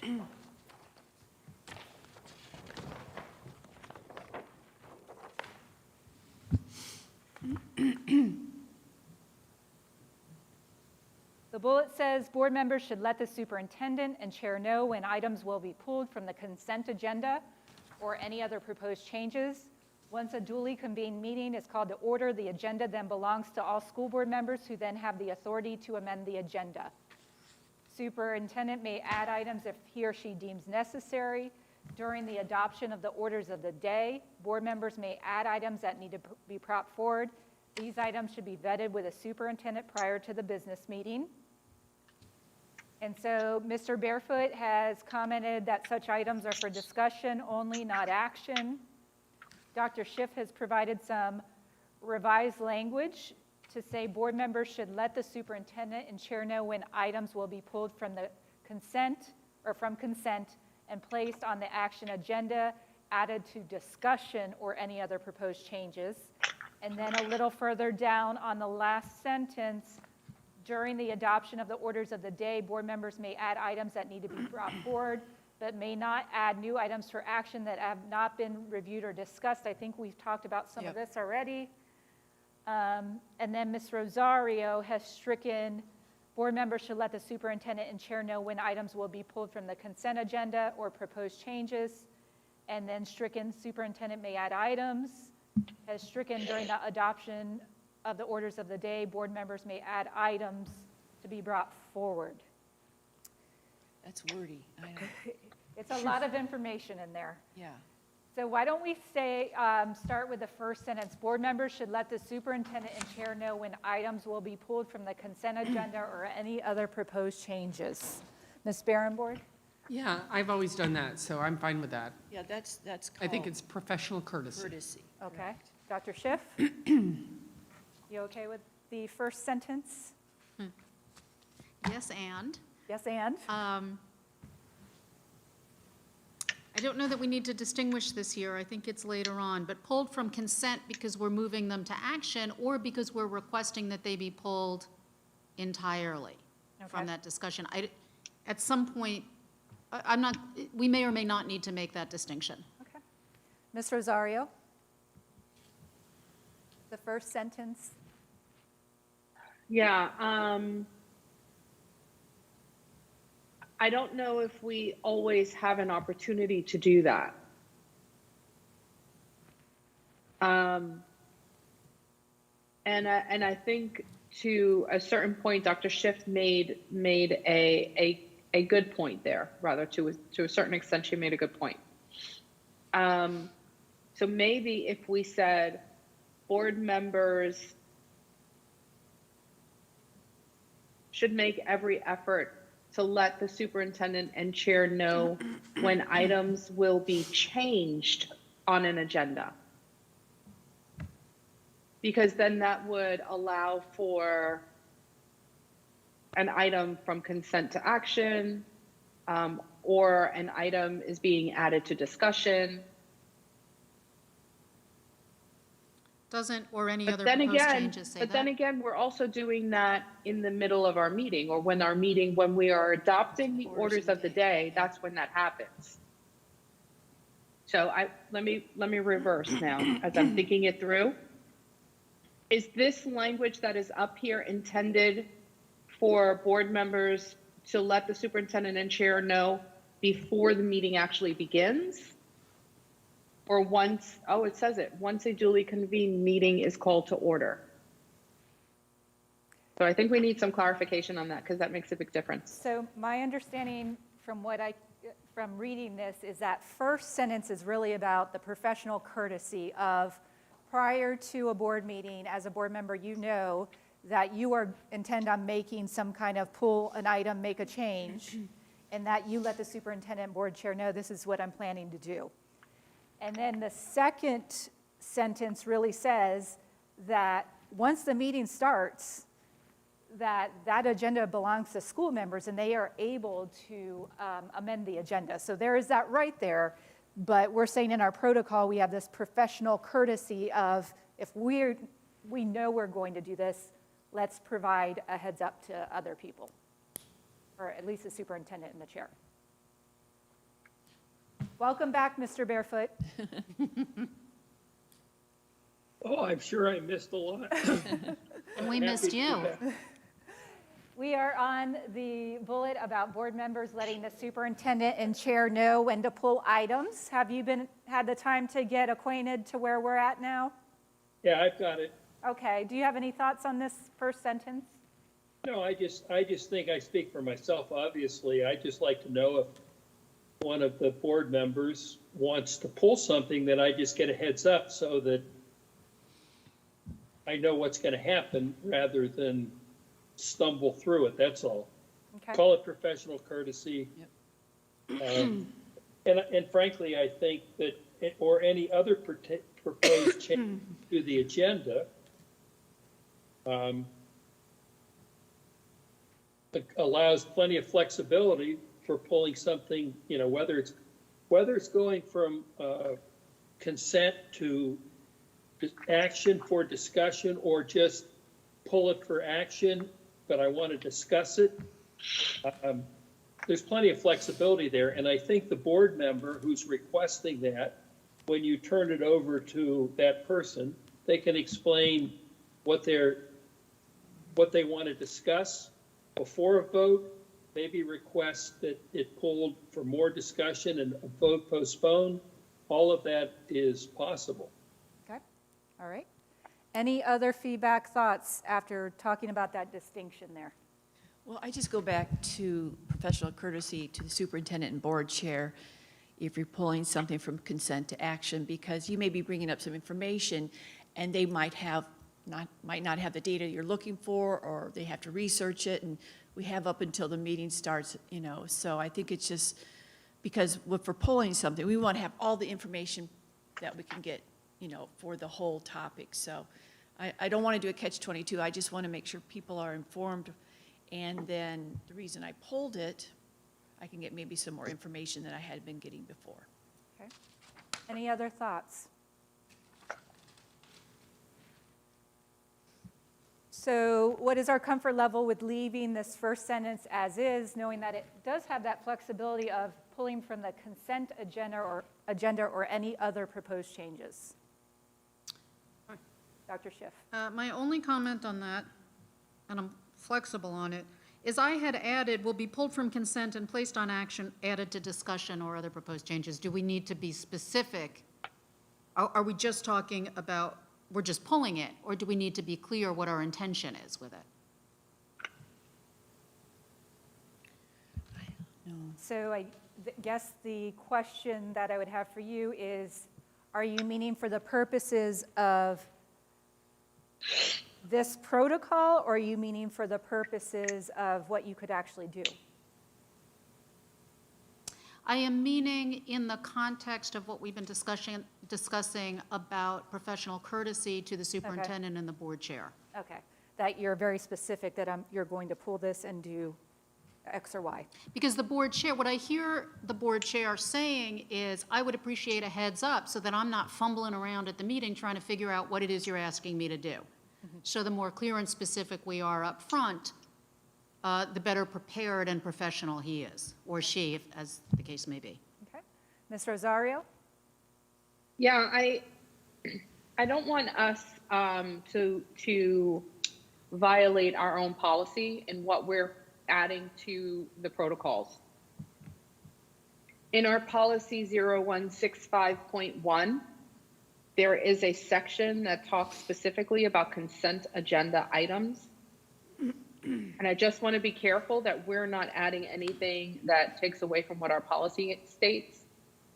And it very clearly says, a member of the board may request any item be removed from the consent agenda and defer it for individual discussion, public comment, and action.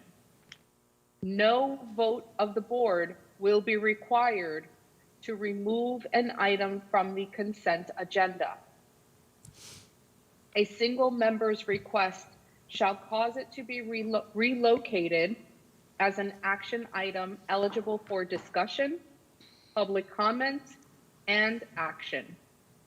Any item on the consent agenda may be removed and discussed as a non-action item or be deferred for further study and discussion at a subsequent board meeting if the superintendent and any board member thinks the item requires further discussion. So in our discussion here about the consent agenda or pulling items or not pulling, I think we need to be very careful not to violate our own policy in this. So let's make sure that we're on the same page with our policy. Dr. Schiff? To be clear, I think, but I'm not looking directly at it, that the policy to which you're referring refers to when the agenda gets to the meeting and is turned over to board members. This, what we are discussing here, is prior to the meeting. So I'm wondering if this would help. What if we split this up into 2 bullets? Because these are really 2 different things. This is prior to the meeting, and the second sentence is when the meeting has started. Right. So if we have this bullet prior to the meeting and then pull down the second, in a second bullet, that second and third sentence and fourth, see, this is mixed in too. So the fourth sentence seems a little redundant to me now that we've talked about the first sentence. Right. So Ms. DeGresta, could you let us know if we did that, where we have this separated out from once a duly convened meeting is called to order, if that would be consistent with our policy? Yes, that first bullet point, and you've all talked about it, that's professional courtesy. Let folks know, let someone know so that the meeting can run smoothly. Okay, all right. So thoughts on separating those 2 out? Yep. Mr. Barefoot, Ms. Rosario? Can you read it again? I'm sorry. Sure.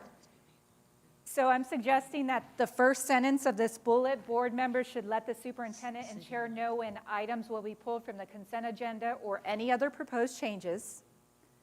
And then we're going into something different after that, so I'm suggesting that second sentence be made its own bullet below that, because we're then talking about once a duly convened meeting is started, then the agenda of items, and that would alleviate some of the concerns about possible misunderstanding.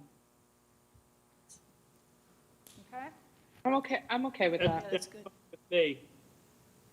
Actually, it's better separating the 2. Right. Okay? Very good. All right. The other thought is the last sentence of that bullet, can we just strike that out because it essentially says the same thing as the first sentence? Yes. Yes. Okay. Yep, yes. Then we have the next 2. We have the parentheses, superintendent may add items if he or she deems necessary. Thoughts on that?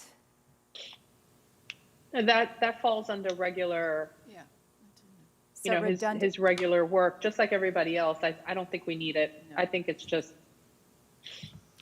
added information. Plus, that's under superintendent, not, well, yeah, I don't think we need it. Okay.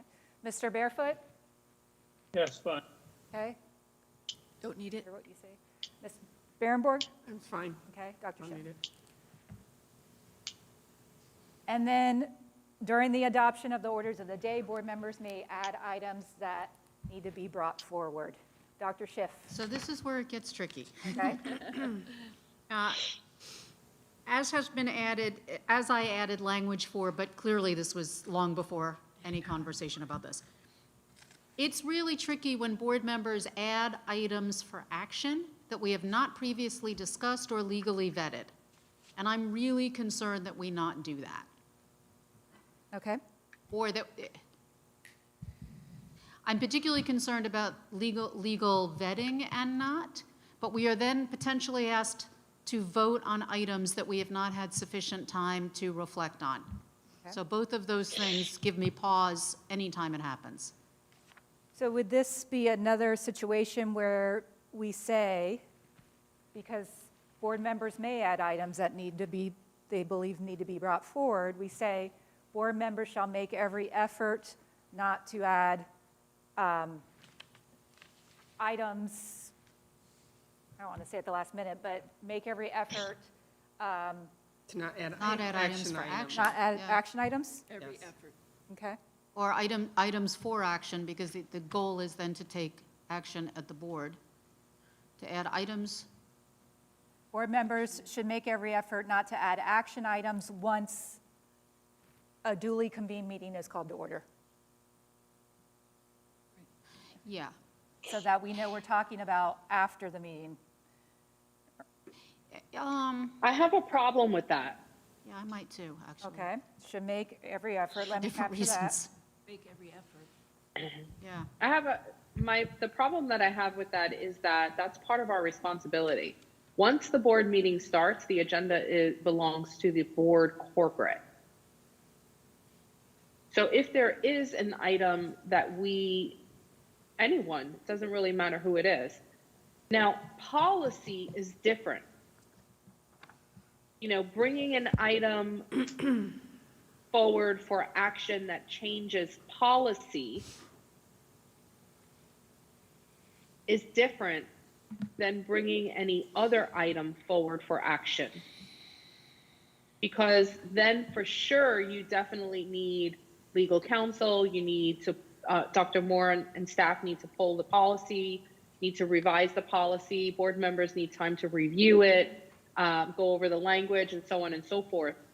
But with other items that are not policy driven or don't have anything to do with policy, I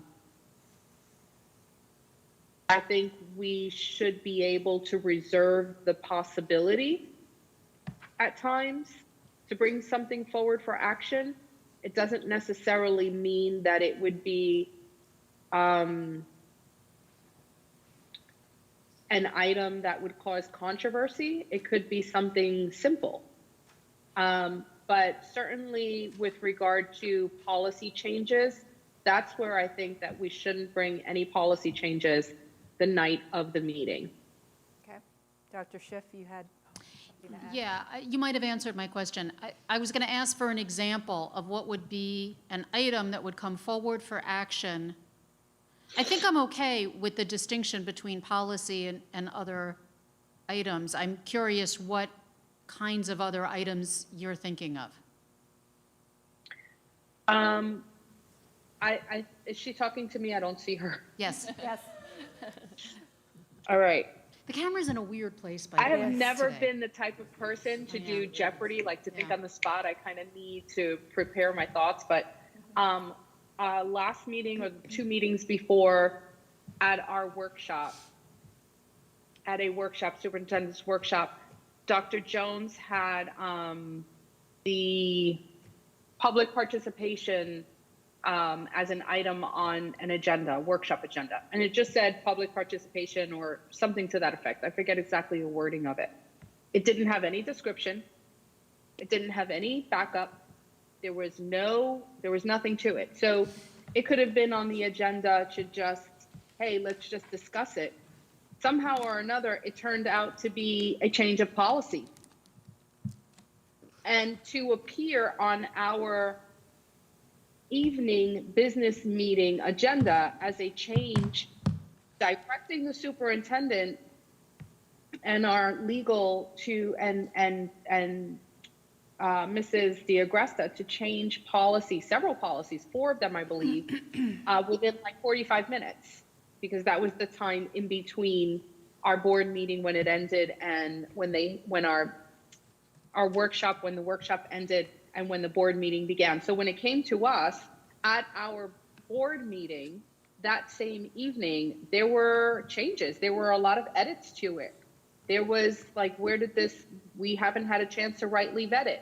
And then it went out for a public, it was voted on just like that.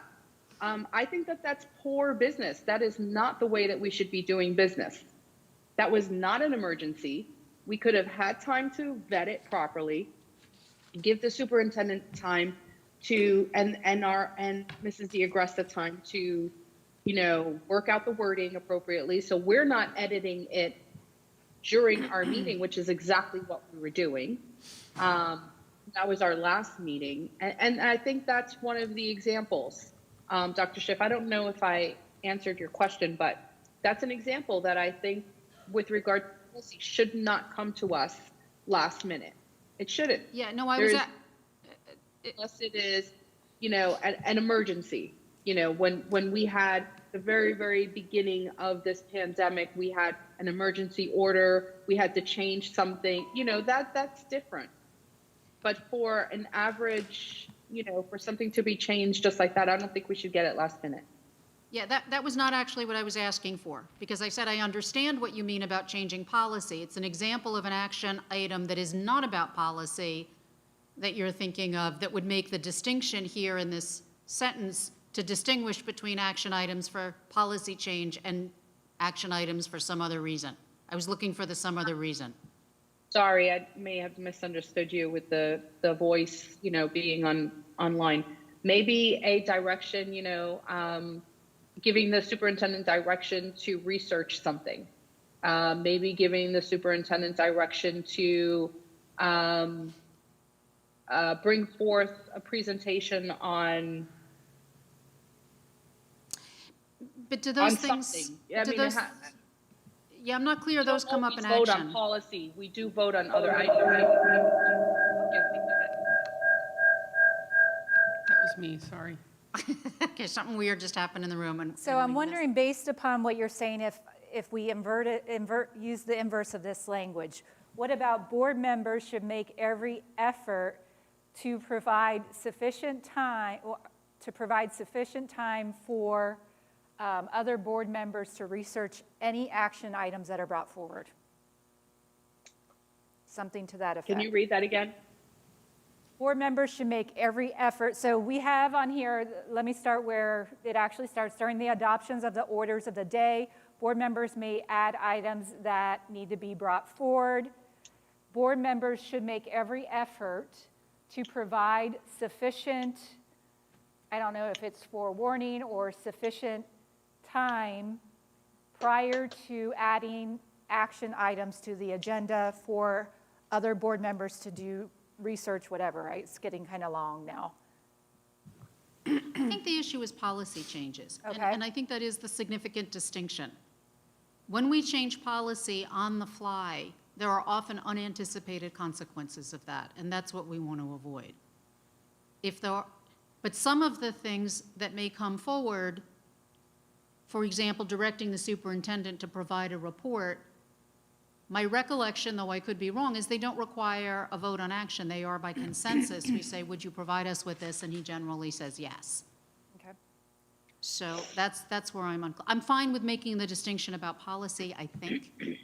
But anyway, What others are can other weigh in. thoughts about making that distinction about policy changes or trying to avoid last-minute additions of policy changes to the agenda? I think that every effort not to is a really good point. I mean, there's always going to be an exception to a rule. Okay.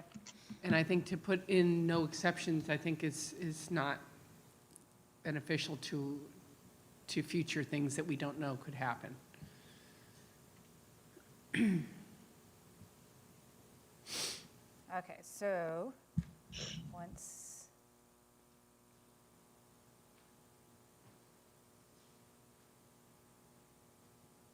So thoughts are board members should make every effort not to add action items to agenda once a meeting has been called to order.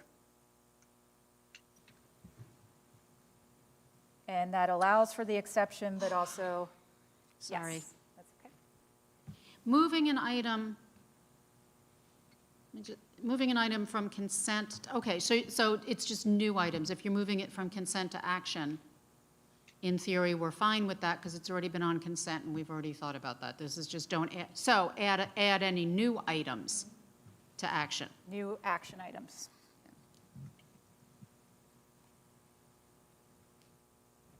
Okay. Thoughts? Well, I've just been part of the board for about a year, and there've been about 3 times where we've added action items, that night. So just responding to Ms. Rosario, it was on the September 26th board agenda, and I had the backup material that I reviewed. In fact, it was from the video that Ms. Berenborg shared with us just a little bit ago. So, and I know I asked Dr. Board to take it to policy because I thought it was very, very important for this time. Yeah, it wasn't the 26th, it was the 28th, September 28th. Item number 1 says business meeting agenda citizen input. There's no backup there, no description, nothing. So that could just be, hey, I'm going to bring this up. We are not prepared. How do we know what that's going to really mean? Where that's heading, it was in the board what your protocol. intentions are. It was in the That's board where we protocol. shouldn't assume, and it's not, I don't want to assume what board members' intentions are, but during the meeting, it was mentioned that Dr. Jones said, I want board policy to be changed. I already talked to the superintendent about this. Okay, so I'm going to draw our Understood, yeah. attention back to our protocol again. So what I've suggested as language is board members should make every effort not to add new action items to agenda once the meeting has been called or convened. What are thoughts?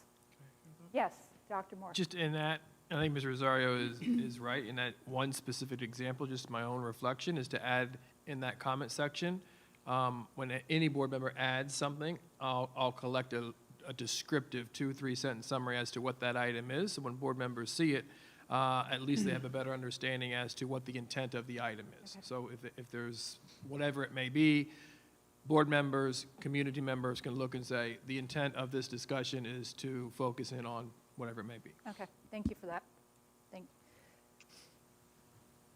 Mr. Barefoot, thoughts about adding that board members should make every effort not to add new action items? Forget it, just withdraw it. It's what? We've been all over this. Dr. Jones? No, I'm good. You're good? I'm fine. You're good? Good. All right. So we're good with that one. The next bullet is board meetings are run by the chairperson according to the Roberts Rules of Order. The school board attorney is a parliamentarian of duly convened meetings and should assist the chair. This did appear in a previous section, so I don't know, because this is actually about the board meeting, if we want it to appear here again or we do not. Dr. Schiff has stricken of duly convened meeting, and Ms. Rosario has revised the language to say the school board attorney is a parliamentarian of duly convened meetings and has stricken the chairperson's piece of that language. So Dr. Schiff. I like the language we came up with in the previous section. Okay. Whether or not it needs to be repeated, I don't really care. Okay. But I think that language was good language. Ms. Rosario? I don't believe that we need to repeat board meetings are run by the chairperson. We've already established that. And in his absence, him or her's absence, it would be the vice chair. However, the school board attorney is parliamentarian of duly convened meetings. I was going to ask Dr. Schiff why she struck that part, because Robert's Rules of Order her role, the attorney's role as parliamentarian is at duly convened meetings, not at any other meetings. Yeah, again, this was months ago, or a month ago. I probably struck it because it was redundant. Board meetings are run by the chairperson, and we've already said board meetings are duly convened and publicly noticed and all of that, so it's just redundant. We've already explained what those are. Well, I think that we should keep only the language that says the school board attorney is parliamentarian of duly convened meetings. Because and she can correct me if I'm wrong, but it is at duly convened meetings that she serves in that capacity. Is that right, Mrs. D'Agresta? Every meeting we have is a duly convened meeting. I just don't understand the distinction between a duly convened meeting and what's the school board only meets in a public meeting. So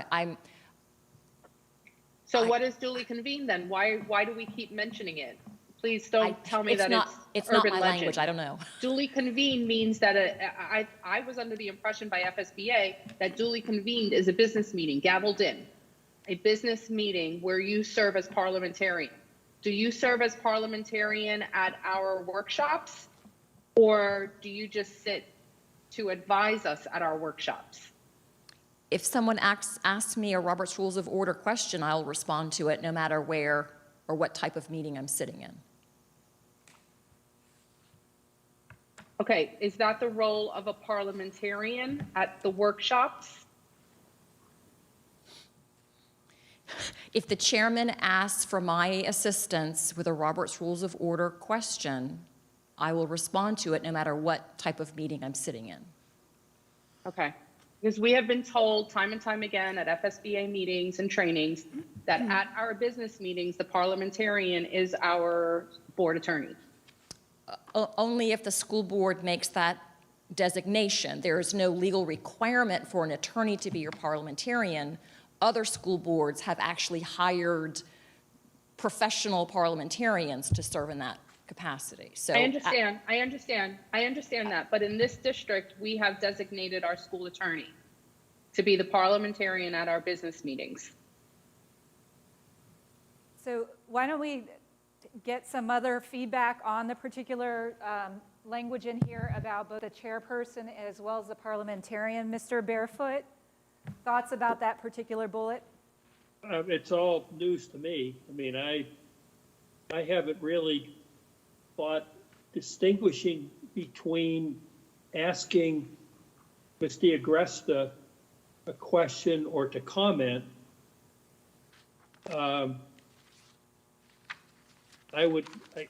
I guess the parliamentarian, I'm not sure exactly. Obviously, if Ms. DeAgresta was considered to be the parliamentarian, that was done before I arrived on the board.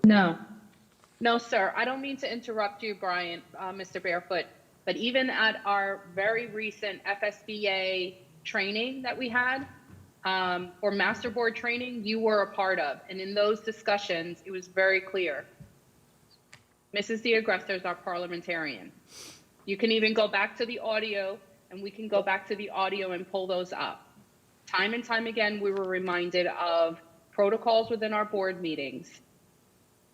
I'm just saying that may have been discussed, but I don't recall this board actually officially appointing Ms. DeAgresta as the parliamentarian. If we did, then it won't be the first thing I've forgotten. It may have been discussed. I'm not disputing that it was discussed, but I was taking specific action to designate her with that role. That's all. She's always served in that position. She has always served in that position. I don't understand why this is such a shock all of a sudden. I don't know that it is. No, not you. It's not you, Mr. Barefoot. Just in general. She's always served in that position. So if we can get back to where we were at, because we've already discussed language around this particular item. Back in a previous section, we agreed on that particular section. I think the question at hand right now is, do we want it to appear again, or is that redundant? So if I could get some feedback on, do we want it to appear again here in the board meetings, or do we just want to strike it from this section since we've already placed both of these roles very clearly spelled out in the other section? Dr. Jones, if I could start with you. Redundant. Okay. Redundant. Okay. Redundant. Ms. Rosario? I'm sorry. Can you please repeat what that was? I apologize. So we have already agreed upon and discussed this language. This specific content appears in a previous section. So the question at hand right now. Of the board attorney being parliamentarian? Yes. We discussed it earlier. Where is it included in a previous section? I thought I recalled we took it out because there was another part we were going to add it in. It's under board chairperson, vice chairperson. I'm hearing page 23. We changed the language to the board chair officiates something supported by the board, the school board attorney as As a parliamentarian. Perfect. Thank you for reminding me. Okay, I'm good with striking it then. Okay, and Mr. Barefoot? Thank you. Ditto. All right, thank you. So we got that settled, and I see Dr. Jones, I apologize, I missed your feedback about redundant up there earlier. I already said it. Oh, you know what, I got a little ambitious. We have one more bullet here. At the very bottom, school board discussion sessions are intended for board members to discuss items. The superintendent can also add items if necessary. Our feedback is Dr. Schiff just added necessary and appropriate. And Ms. Rosario added school board discussion sessions are created by board members and are intended for board members to discuss the items each board member deems appropriate. If there's only 1 or 2 items for board discussion, these items will be added to the next board meeting agenda. So let me put this up here so everybody can see it.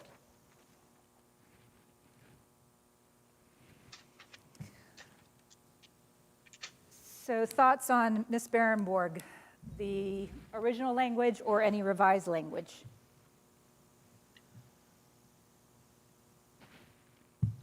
Yeah, I mean, the original language was fine with me. The revised language, what are we adding to that? I can't see it as well. So it says, school board discussion sessions, session agendas are created by board members and are intended for board members to discuss items each board member deems appropriate. If there's only 1 or 2 items for board discussion, these items will be added to the next board meeting agenda. I don't think that any of that is necessary, and I think we've already kind of discussed that in previous section. Okay. So I think in this section, just adding that it's intended for board members to discuss items, I don't even know if we need it. Okay. But, All right. you know, there it is. Dr. Schiff? I'm fine with the existing language. I'm reflecting on Mrs. Berenborg's comment about whether we need it, and to be honest, no, I guess I would keep it, just to distinguish these in this place from business meetings, but I'm okay with the additional, with the original language. Okay. Ms. Rosario? We're discussing discussion sessions, right? Yes. I just don't think that it's, the superintendent can also add items if necessary. I think that we should honor the creation of a board discussion session to be board discussion items, not superintendent items. He has a place where he would present his items both during the superintendent workshop and at our board meetings. Discussion sessions were intended, and myself, Dr. Schiff, and Mrs. Berenborg were board members during the creation of discussion sessions, and it was created for that purpose alone, not for any other agenda items, but for discussion, for board members to bring items that we want to discuss. Okay. And I just think that when we've been straying off of the purpose of those meetings, and it has turned into a superintendent driven meeting, and we need to stop. We need to honor what our meetings are called for. Now, can emergencies be added? Certainly, so long as there is consensus by the board to do so. But for the most part, these sessions are they should be honored as our sessions. If there are no discussion sessions to be added to an agenda, then there is no meeting. Okay. Dr. Schiff had something.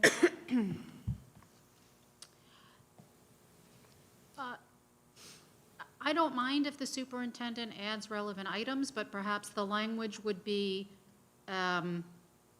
wherever this is, but, Time permitting. I'm sorry? Time permitting. I was going to say in consultation with the board chair, so that the board chair actually has some say over determining how that time will be used as a representative of the board.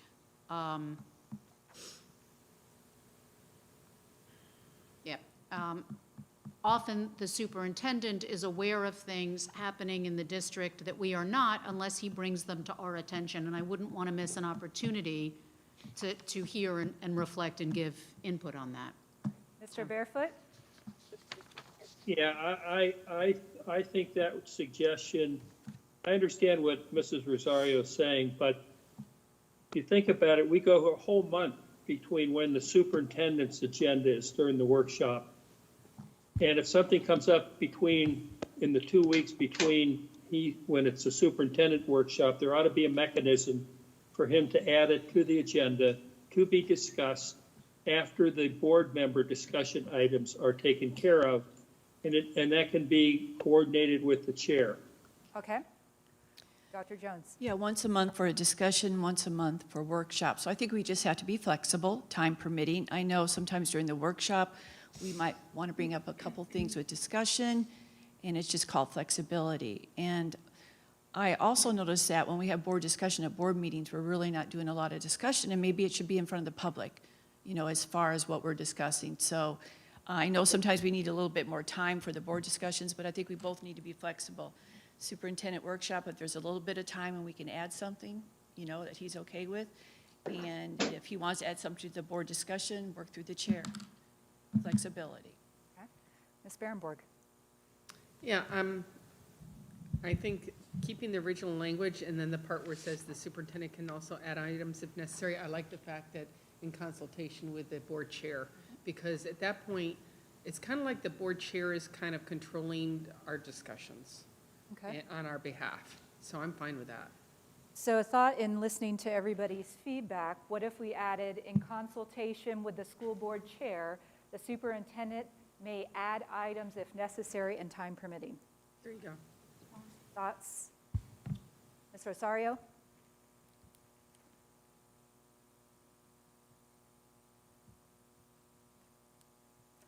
You're muted. I don't know what Dr. Jones said. I'm trying to figure out what she said because she didn't speak directly into the mic, but I'm thinking she said, what I heard was something about adding discussion items to the agenda business meeting. I'll repeat it. Is that what I heard? Yes. I said, I know we have a workshop once a month, discussion once a month. I think we should be flexible. If the superintendent wants to add something to the discussion, it's fine. We work through the chair, and there is time permitting. And the same thing with us going to the superintendent's workshop. If we need to add something, time permitting, through the chair. So I just think that's professional courtesy. And also at the board meetings, I see that when we have discussion, there's not a lot of information on that other than superintendent's report and board members' report. So maybe we can add some of the things that we're talking about in discussion at a board meeting in front of the public. That's what I'm saying. I've been saying that for the longest. The discussion sessions that we have now are not mandatory. It's all optional. If we did away with our discussion sessions, we wouldn't even have this. The previous board did not have this extra time. We have this extra time because we had so many things to discuss. And I think they may have had it periodically, but it wasn't as regular as ours, if I recall correctly. But we have time during our meetings. That's one of the reasons why we added a daytime discussion session, because our evening discussions were going very long. We were adding items to our evening agendas, and they were very lengthy to discuss. And because there were so many things to discuss, we added, obviously, the once a month discussion session that we have now. So yeah, she's right. You're right, Dr. Jones. We have time in our meeting agendas, business meeting agendas, to discuss items there. Absolutely. Well, I'm just coming to the discussion items because they've been on the agenda. So I'm a little confused here then. Yeah. I don't know if this helps clarify at all. In the previous board, when we added the discussion items, we were in the midst of a series of crises that we never actually got to discuss unless we came together, obviously, in a duly noticed meeting. So meetings were going very long and very late, and it was hard to have some of those discussions at 9, 10, 11 o'clock at night. When we add those discussions, and in the board prior to the previous board, often those meetings would go till 11 o'clock and midnight. One of the things that we've discussed lately is the difficulty of making critical decisions after 12 hours of meetings that were not at our best. And so that's one of the reasons in the previous board that these discussion sessions were added and alternated every other Tuesday with the superintendent's workshops. What do you think, Dr. Moore? Oh, I'm sorry. Yeah, we are now far more organized in many ways than we were when these discussion sessions were added. A lot of the things that we felt the need to cover in that previous have been addressed, or have been addressed through new protocols and procedures that Dr. Moore has put in place. So whether or not we need to keep those, we're in a different position than we are now. But what I am loath to do is to have important items come up before the board at 10 and 11 o'clock at night. I don't think any of us are at our best at that time. Sorry. Just your opinion on, obviously, since you've been here. Can I just chime in? I mean, I think this is like chasing your tail. Fact of the matter is, if we have a meeting, it's a board members discussion meeting, and the superintendent, something comes up that he needs or wants to discuss or update the board on, is perfectly reasonable to give him time to do so. Right. Why would you deny it? Right, yeah. It makes no sense. Common sense says if he has an item or he wants to introduce something or update, all he has to do is contact the chair, add it to the agenda. It can be added to the agenda. Board members will see it when the agenda for the workshop is published. I don't see it as a big deal, frankly. I think it's the kind of professional courtesy we should give our CEO. Absolutely. Dr. Moore? Yeah. Through the facilitator.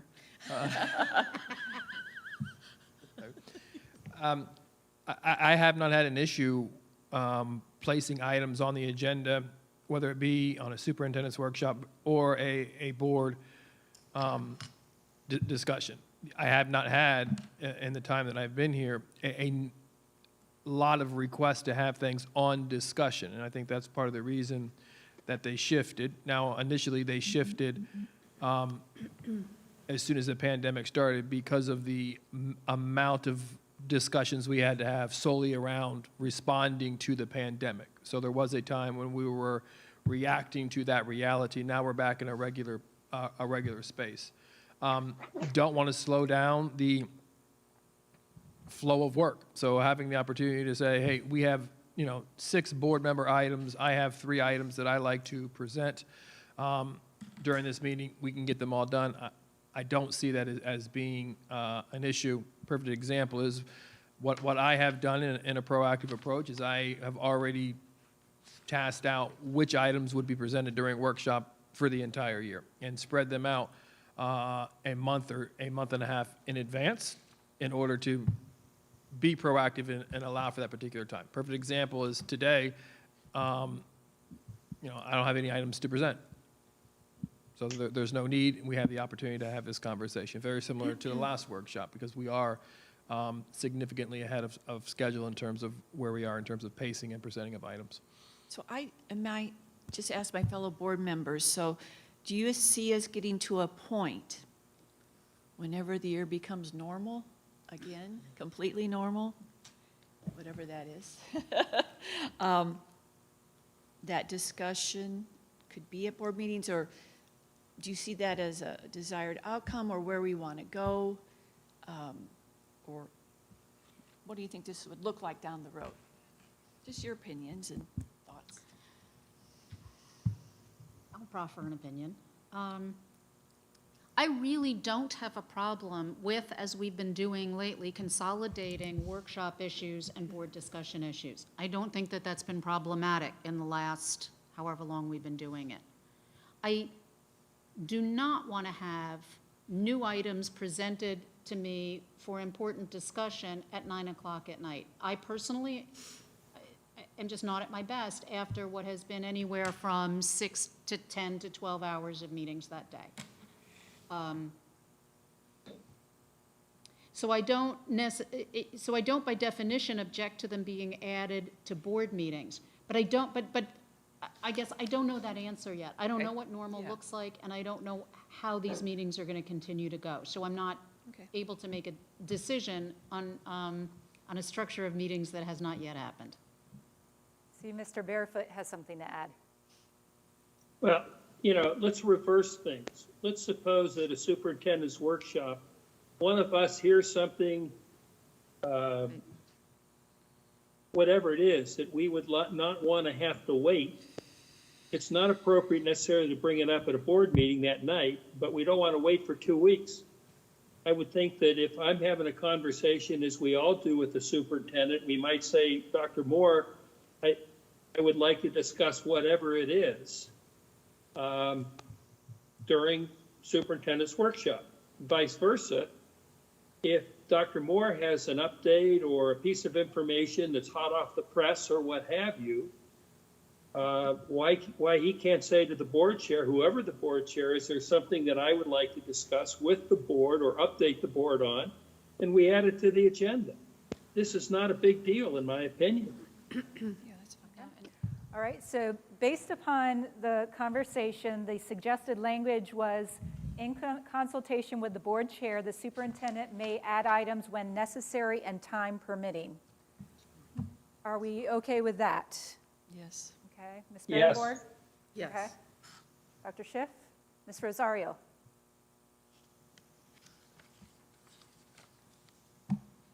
You're muted. Sorry, I'm not sure.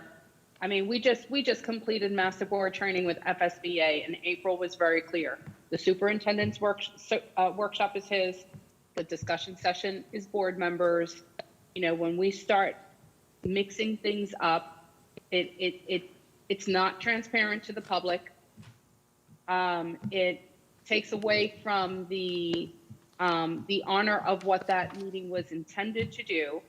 And we just, what's the point of having rules if we're not going to follow them and we're going to allow for, you know, I'm not okay with that.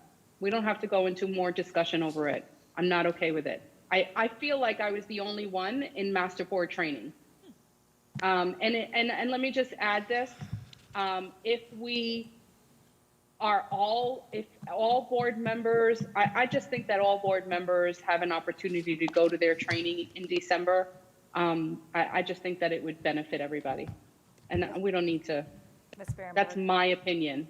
Yes, Mrs. Rosario, I resent that statement. All of us were in that training. All of us listened to what we heard. We all had discussion about this very matter, about discussion and how important it is to have board member discussion separate from superintendent discussion. I have no problem with that. I have no problem, though, with a meeting having half and half either. As long as people understand that a board member's bringing it forward or a superintendent's bringing it forward, I'm okay with, time is time, and time is precious. And if we're going to sit there and say, no, we can't discuss something because it's a board member's time and it's not the superintendent's time, then I think we're doing a disservice to our community by not bringing it up when it's pertinent to bring it up. And so I'm a little offended by your statement that we weren't in board member training. Sorry. Well, I apologize for your being offended, but that's how I feel.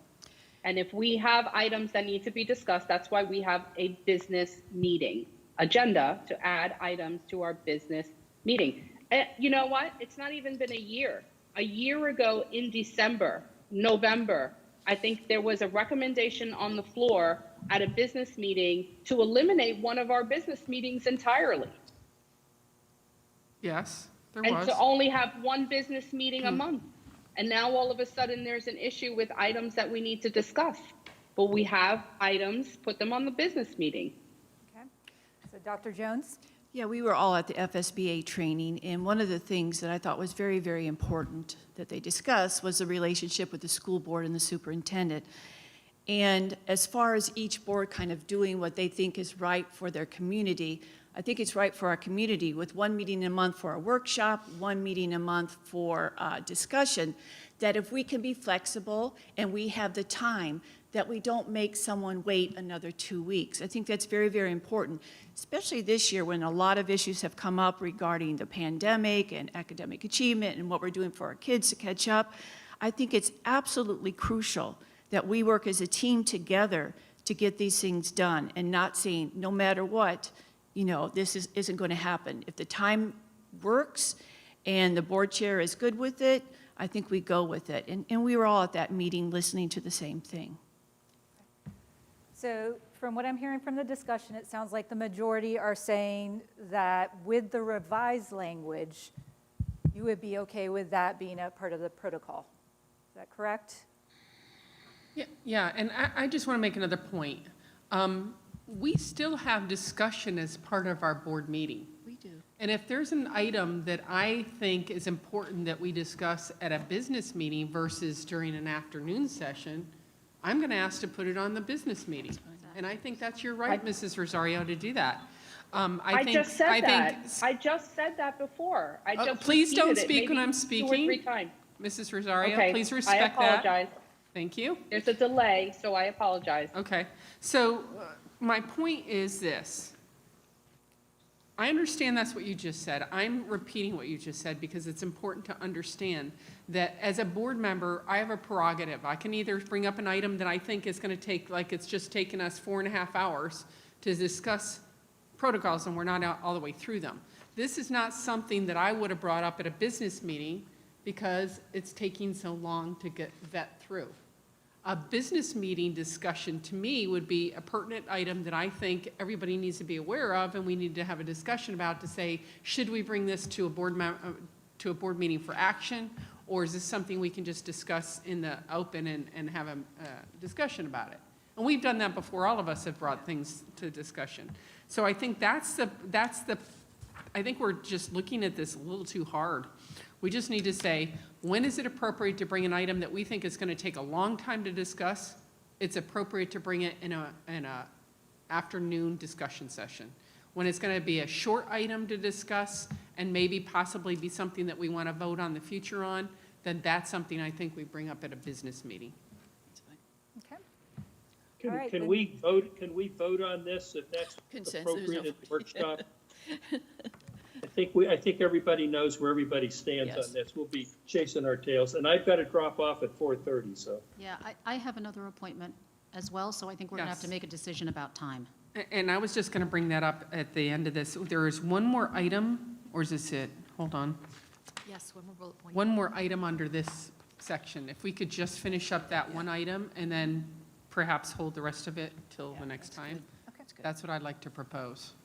Everybody okay with that? If we can do that expediently, Yes. if Brian has to drop off in 8 minutes, and I'm going to have to go shortly as And well. then we'll have to convene the meeting because we won't have a quorum. All right. Okay? So the last item in this section is superintendent workshops are for the superintendent to present items of concern, new initiatives, proposals for review, or to request direction of school board members.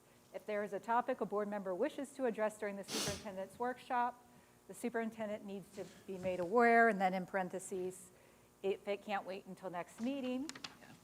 So based upon the conversation we just had, I do see some suggested language that might address some of the different concerns and feedback that was expressed, but Ms. Berenborg said to request directions of school board members or from,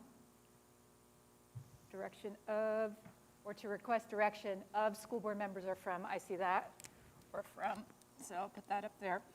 Then Dr. Schiff, she has revised language. Superintendent workshops are for the superintendent to present items to the board for consideration, including new initiatives, proposals for review, or to request direction from. So we've got 2 for from the board. If there's a topic, or if a board member wishes to address a new item during the superintendent's workshop, he or she must inform the superintendent prior to the meeting and explain the relevance and urgency of the item.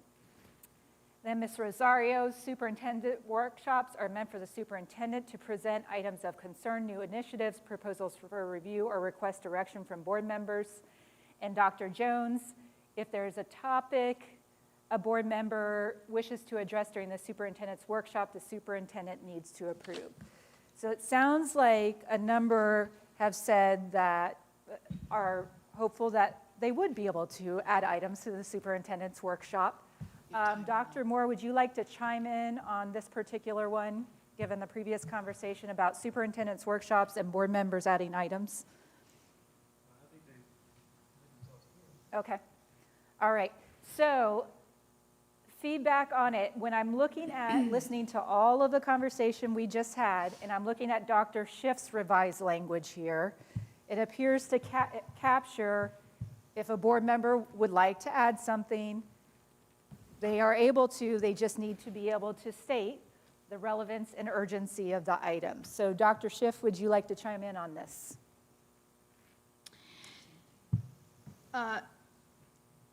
Yes, and some of this now we've discussed ad nauseum. So changes, again, changes made a month ago have shifted in light of this and previous conversations. Whether or not we need to add, including new initiatives, proposals for review, that level of specificity may not be necessary, but I think we address it. Similarly, if a board member wishes to add a new item, et cetera, we could have the same language in this item as in the previous language. If the superintendent wants to add an item to board discussion, yada, yada, if a board member wants to add to superintendent's workshop, he or she, and then that's the protocol. Okay. And we honor as a governance team that we work in collaboration in the best interests of the district, and this is one of the ways in which that happens. Okay. Yep. Ms. Rosario?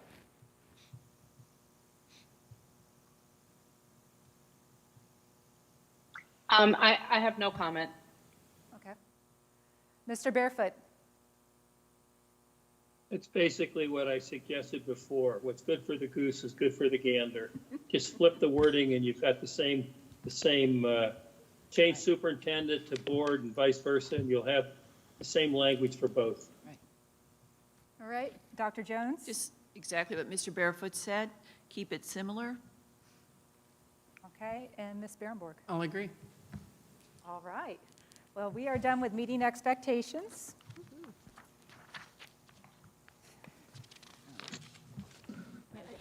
Okay, and Dr. Jacobs, we'd like to thank you so much for facilitating this. This was your item. Is there anything else you'd like to add? Well, I just want to thank the board for doing this. With Master Board training and whenever we finish these protocols, it's something I think that will help us, help future board members if they choose to follow, and I just like the idea of us moving forward. I appreciate your time. All right, thank you. And before we finish, Dr. Moore, could you explain why tonight's meeting was canceled and also the added meetings for October? We have added several meetings because of looking at attorney resumes and things like that. So could you just address that really quickly? Through the chair, I certainly can. There simply was no business for the board to conduct. A business meeting needs business to be done. There was no business for the board to conduct. We haven't added any meeting. We added one meeting, which was to take the vote for the new school board attorney. And that was just simply an addition in order to ensure we had a school board attorney in place going into December. So looking at the process, it was a 30-minute meeting to have that meeting. That's the only meeting that was added. Okay, and then the other things that have been given to board members have been things like just dates to look at deadlines for attorneys' resumes and things like that. Which is on the agenda for our next superintendent's workshop, where we'll go through the entire process in terms of timeline, conducting the surveys that you'll do for the interview process, as well as the actual interviews themselves. Okay, with that, is there anything else any board member has? All right, with that, we will adjourn the meeting at 4:28. Thank you.